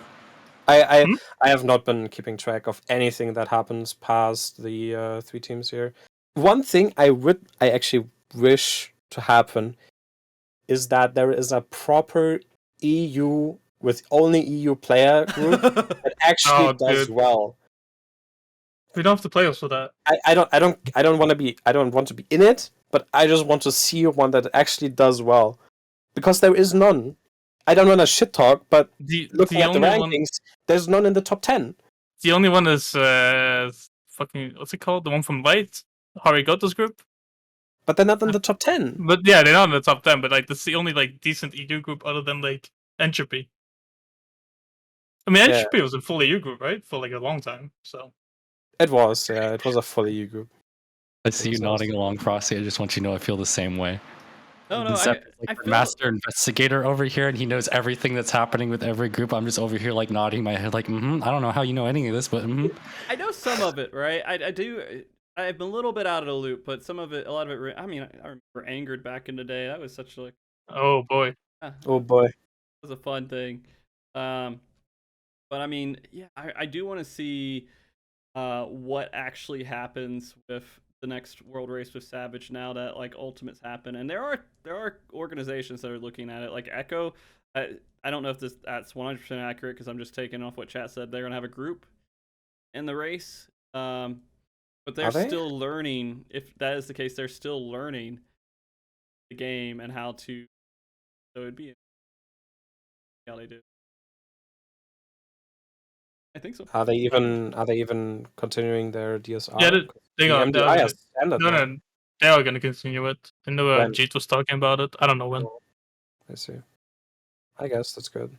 I guess that's good. Jeet has been speed running the MSQ for the past couple of months. Or weeks, I guess. Weeks. it's speed running for a few months. I mean, ever since they started DSI, has been doing it, I guess. Mm-hmm. I guess here's a question from chat. We can go to ask here. We know kind of what the next Ultimate's going to be. We have an idea at least what it would be like. But what do you think? Like the most intense, craziest Ultimate that Final Fantasy XIV could really come out with the content we have so far? The craziest, as in the most like weirdest idea, or craziest as in the most difficult? Both. Weirdest idea for me would be compiling the ultimates. If you wanted to make the most difficult one, you take each ultimate and you make one ultimate out of that. yeah, but that's even the craziest one, no? Because you have like Bahamut, you have Omega, you have like. That would be the all in the one. But if you're talking about the most weirdest idea or like the craziest idea, I would be like, okay, take Crystal Tower and make that into an ultimate. I think the weirdest would be Xenos Ultimate. You fight, the strongest version of Xenos. I think that's expected. I don't want that. I really want that. I want a fucking Xenos Ultimate. I don't want a Xenos Ultimate. I'm already dreading the Stormblood one. That's what's gonna happen during Endwalker's story ultimate. The end singer is gonna spawn in the room, and then Xenos will it's just fly in, and he'll clap his cheeks together and turn into Shinryu. He just comes in and destroys. Oh, gee. All right. You're fighting Endsinger the whole time, and then Xenos pops in and just kills Endsinger for you, and then you have to fight him. Yep. I mean, honestly, he kills the other 7 players too, and you just 1v1s whoever did the most DPS. The most, if they really wanted to like also stay in line with the lore, the craziest ultimate they could do is the Eden one, and that just pulls all the memories out of the play, and then they make like a 30-minute ultimate. Keeps going forever. It's actually just a 30-minute cutscene that you have to hit the active time maneuver button throughout the whole time to stay awake. Oh man, yeah. What is that even gonna look like?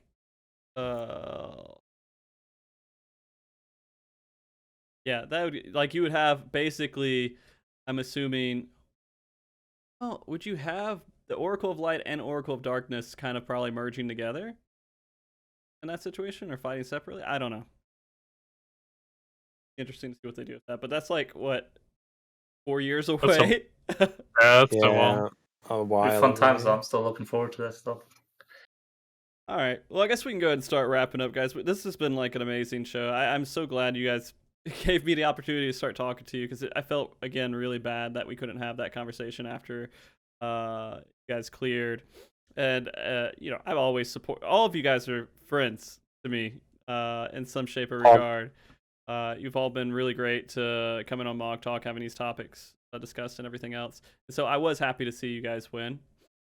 I would be happy if TPS win. I would have been happy if a lot of other teams win too. But that's just because I feel like most of the people in the World Race, I view them as friends, someone that I know and I could talk to. Except for Kana, the dude fucking hates me. Oh my god. You're setting up the future for when Kana gets world. I can't wait for Connor to get world first really next just- Savage, and he's gonna just come shit on on here. Just shit on me the entire show, and that's like all he's gonna do. Wait, he was on the DRS though. And he Yeah. did great. He didn't shit on me the entire time. And I Yeah, was like, yeah. except for the one time where he said he teabagged me a whole bunch in like PvP, and that's the whole thing. Oh. I can't remember. Although I don't think he ever did. I don't think I never played Frontlines a lot. I think he was thinking of someone else. Maybe he should have. Maybe he should have. I don't know. But yeah, no, I did want to ask this. Did they firm up what their team name is? No, it's Ether Group 3. I think it's I perfect. think it's Ether Group 3, It's but they Ether could Group 3. they could also easily take Ether Group 4, 5, 6, 7, and 8. Yeah. Ether Group X. Or something. Yeah, no. All right. Well, we'll see how that works out. I am excited to see what this next World Race is. I mean, it could be. It almost seems like it's going to be another 24-hour race. You guys think it's going to be a 24-hour? Yep. First day, I think. Yeah, I'm If expecting they're- day 2. maybe early day 2. With normal mode gone, I think it's a day 1 tier. If they're not doing heavy adjustments to the checks. Mm-hmm. That's But in I think 32 hours. But I think if we had the normal mode... Okay, well, it also fully depends on what they're doing with door bosses. In my opinion, a door boss is always going to mean day 1 clear. True. Fair. But I'm not If expecting the a normal double boss. mode is gone. Mm. I don't want more door bosses. I don't think there will be a I'm double done boss, with it. but we'll see. Mhm. I'm done with it. Please no door. I really, Shiva was the most fun fight, I think, and there was not Doorbus there. Bro, Shiva I was really really fun. dislike this thing they started. The door bosses were okay when they were like 2 minutes long, X-Death, 4 minutes long, like X-Death. But I really dislike this thing they started doing where they make these door bongs like actual. Did I say door bongs? Yeah. Door bosses. So long. I know what you're doing actual- after the show. Actual like full 8 or 9 minute fights. And every time I think to myself, why don't they just make like 5 actual bosses? Yeah. Wasn't they clearly the want promise? Wasn't the promise double boss longer than the second phase? Or was that just my memory not I remembering? don't know if it was longer, but it was definitely way harder. Oh, like It wasn't even-ish. long. It's Longer, almost harder. and like very similar. Like It was definitely harder, but it was like. Even think if the you door get boss was was like like- 820 or something, and the other part was like 850. Oh, Yeah. Okay. It was definitely harder than the second part, but yeah. Well, with all that being said, we were we were wrapping up. But oh yeah, we were supposed to stop going No, on it's okay. tangents. no, it's okay. It's okay. It's a lot of fun. I look forward to this. Right now, this is like a moment of bliss. Just being able to sit here and talk about Final Fantasy 14 is so much less stressful than anything else going on. So I do appreciate you all coming on. Is there? I guess we could go through the rounds here, and everybody could do their shout outs. Anything else they want to say before we wrap up the show? Nara, you want to go first? Thanks for letting me chat, Frosty Mogborn. That's what I have to say. And I'm gay. I'm good. Good. So there's no one you want to shout out in particular, like your group or anything, and be like, hey. He doesn't care about us. Shout out to my cat. Okay. Mm. What's the cat's name? Eva. Eva? Okay. Yeah, she's being bad. She's bullying my other cat. What's the other cat's name? Edie. Okay. Anyways, Skylar, do you want to go? It's good to have you back as Thank you. in general in the community because you've been in gone for a while. Hmm. Definitely missed you around here. Did you really? I don't know. Yeah, I missed you this World Race. I'm not gonna lie, I definitely missed you. I was like checking out the streams and I was like, "Where's Frosty during all this?" True. But like It's even on hard Twitter, I was to- like, "Where's Frosty? I want to see Frosty updates." Yeah. Even on the website, there's no like tab for the DSR. I didn't It's do like any there's tracking not even for it. anything. Yeah, there's nothing. It's like something is missing in your heart, you know? I'm sorry. Yeah, and my server, my website didn't have to go down 1,000 times either, so that was good. But yeah, it was definitely way harder to track who's even. I thought where and FFLogs had here. that on lockdown. I don't know. Yeah, but that requires someone to upload it. They mean, that's true. did really good for the people who are like streaming and publicly logging, but you know your sheet always also has the Well, for Ultimate, a lot of the private groups too. yeah, I have the group names on there, but I don't have that progress until a clear actually happens, right? I guess that's true yeah. for Ultimates. I guess I was Yeah. thinking of Savage. Savage is a little bit different. Like you can kind of. FFXIV definitely did good though. Like Yeah, it was here cool with to the whole check. stuff, They- like yeah. all that stuff on FFXIV was great. They did everything But- they could have done for sure. Like they couldn't do much more than that. But yeah, it's fun being on here again after I think like a year-ish. This is the last one. Yeah. So maybe in another year I'll be back. Hey man, I might see you. I don't know in like what 2 months. We'll see. We'll see. Yeah, when Skylar and Ether Group 8 gets world first. Yeah. Shout out to Zep for letting me join this group last minute as well. All right, You're welcome. Suki. I mean, yeah. Thanks for having us. This is definitely missing after a clear. You know, it's always like that one MogTalk episode with the world first clear. So I'm glad we were able to do this at least. And yeah, I hope to see you again after Savage immediately. You know. Me too. Like, I did get a message. One of the JP websites reach out to me. It's like, hey, did you do your show? What's going on? I had to tell them that I wasn't doing it this time, and I felt so bad because they normally they go back and they transcribe everything and make it available on the JP sites. I was like, I'm sorry, I don't have anything. We'll see. Should do another JP show. That one was True. fun with all the Invite JP Fire. members.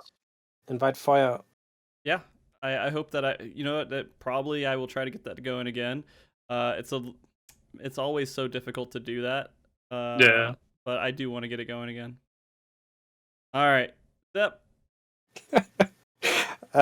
Shout outs to Epic Community. Shout outs to the team. Shout out to you, Frosty. And shout out to Klops.gg. All eyes are on you this coming race. Every single What's your eye. 20th roster? We are the underdogs. You are. Yeah. Yeah. We'll see how that We should- goes. I think we fit the underdog role better every time anyway. I want to stay underdog. Well, with all that being said, I do want to again show my appreciation. You guys are wonderful for coming on and giving me this chance way after the clear to have this conversation. It is a little bit interesting because now we had the chance to kind of, I guess, absorb the fight and to actually have a lot of stuff that's closer that we can look forward to talk about too. So it's a little bit different. I definitely want to make sure we get one right after Savage, though, when that happens. I do want to let everybody know we are having a show next week as well. It's going to be about an hour earlier than our normal time. We're kind of just adjusting that with how that all works out with the guest and everything else going on. It's going to be a PvP show where we talk about CC. We have that whole conversation about it. It's probably going to be right after the EU event that's going to be happening next week. Please watch that. It's the first official PvP event in a very, very long time. And then you also we'll have another PvP event that's going to be happening after show for NA, the Wolves League. So tons of crap with PvP. Tons of PvP. Tons of it. Have you done it yet? Yeah. Yeah, I've gone Oh. into it and I've played it a little bit. It's interesting. There's a lot to talk about with it. Yeah. About the state versus how it was with Feast. It feels completely different. Mhm. But I'm gonna save that for next week. No spoilers. No spoilers. All right, guys. Well, with that being said, I am going to roll one more set of ads and then go ahead and roll the credits and everything. Thank you, everybody, for watching the show. You've been fantastic. And until next time, remember, be good, keep cool. And I guess, stay frosty, too. Stay frosty. Yeah. Bye, guys. Hey, Frosty. Bye bye.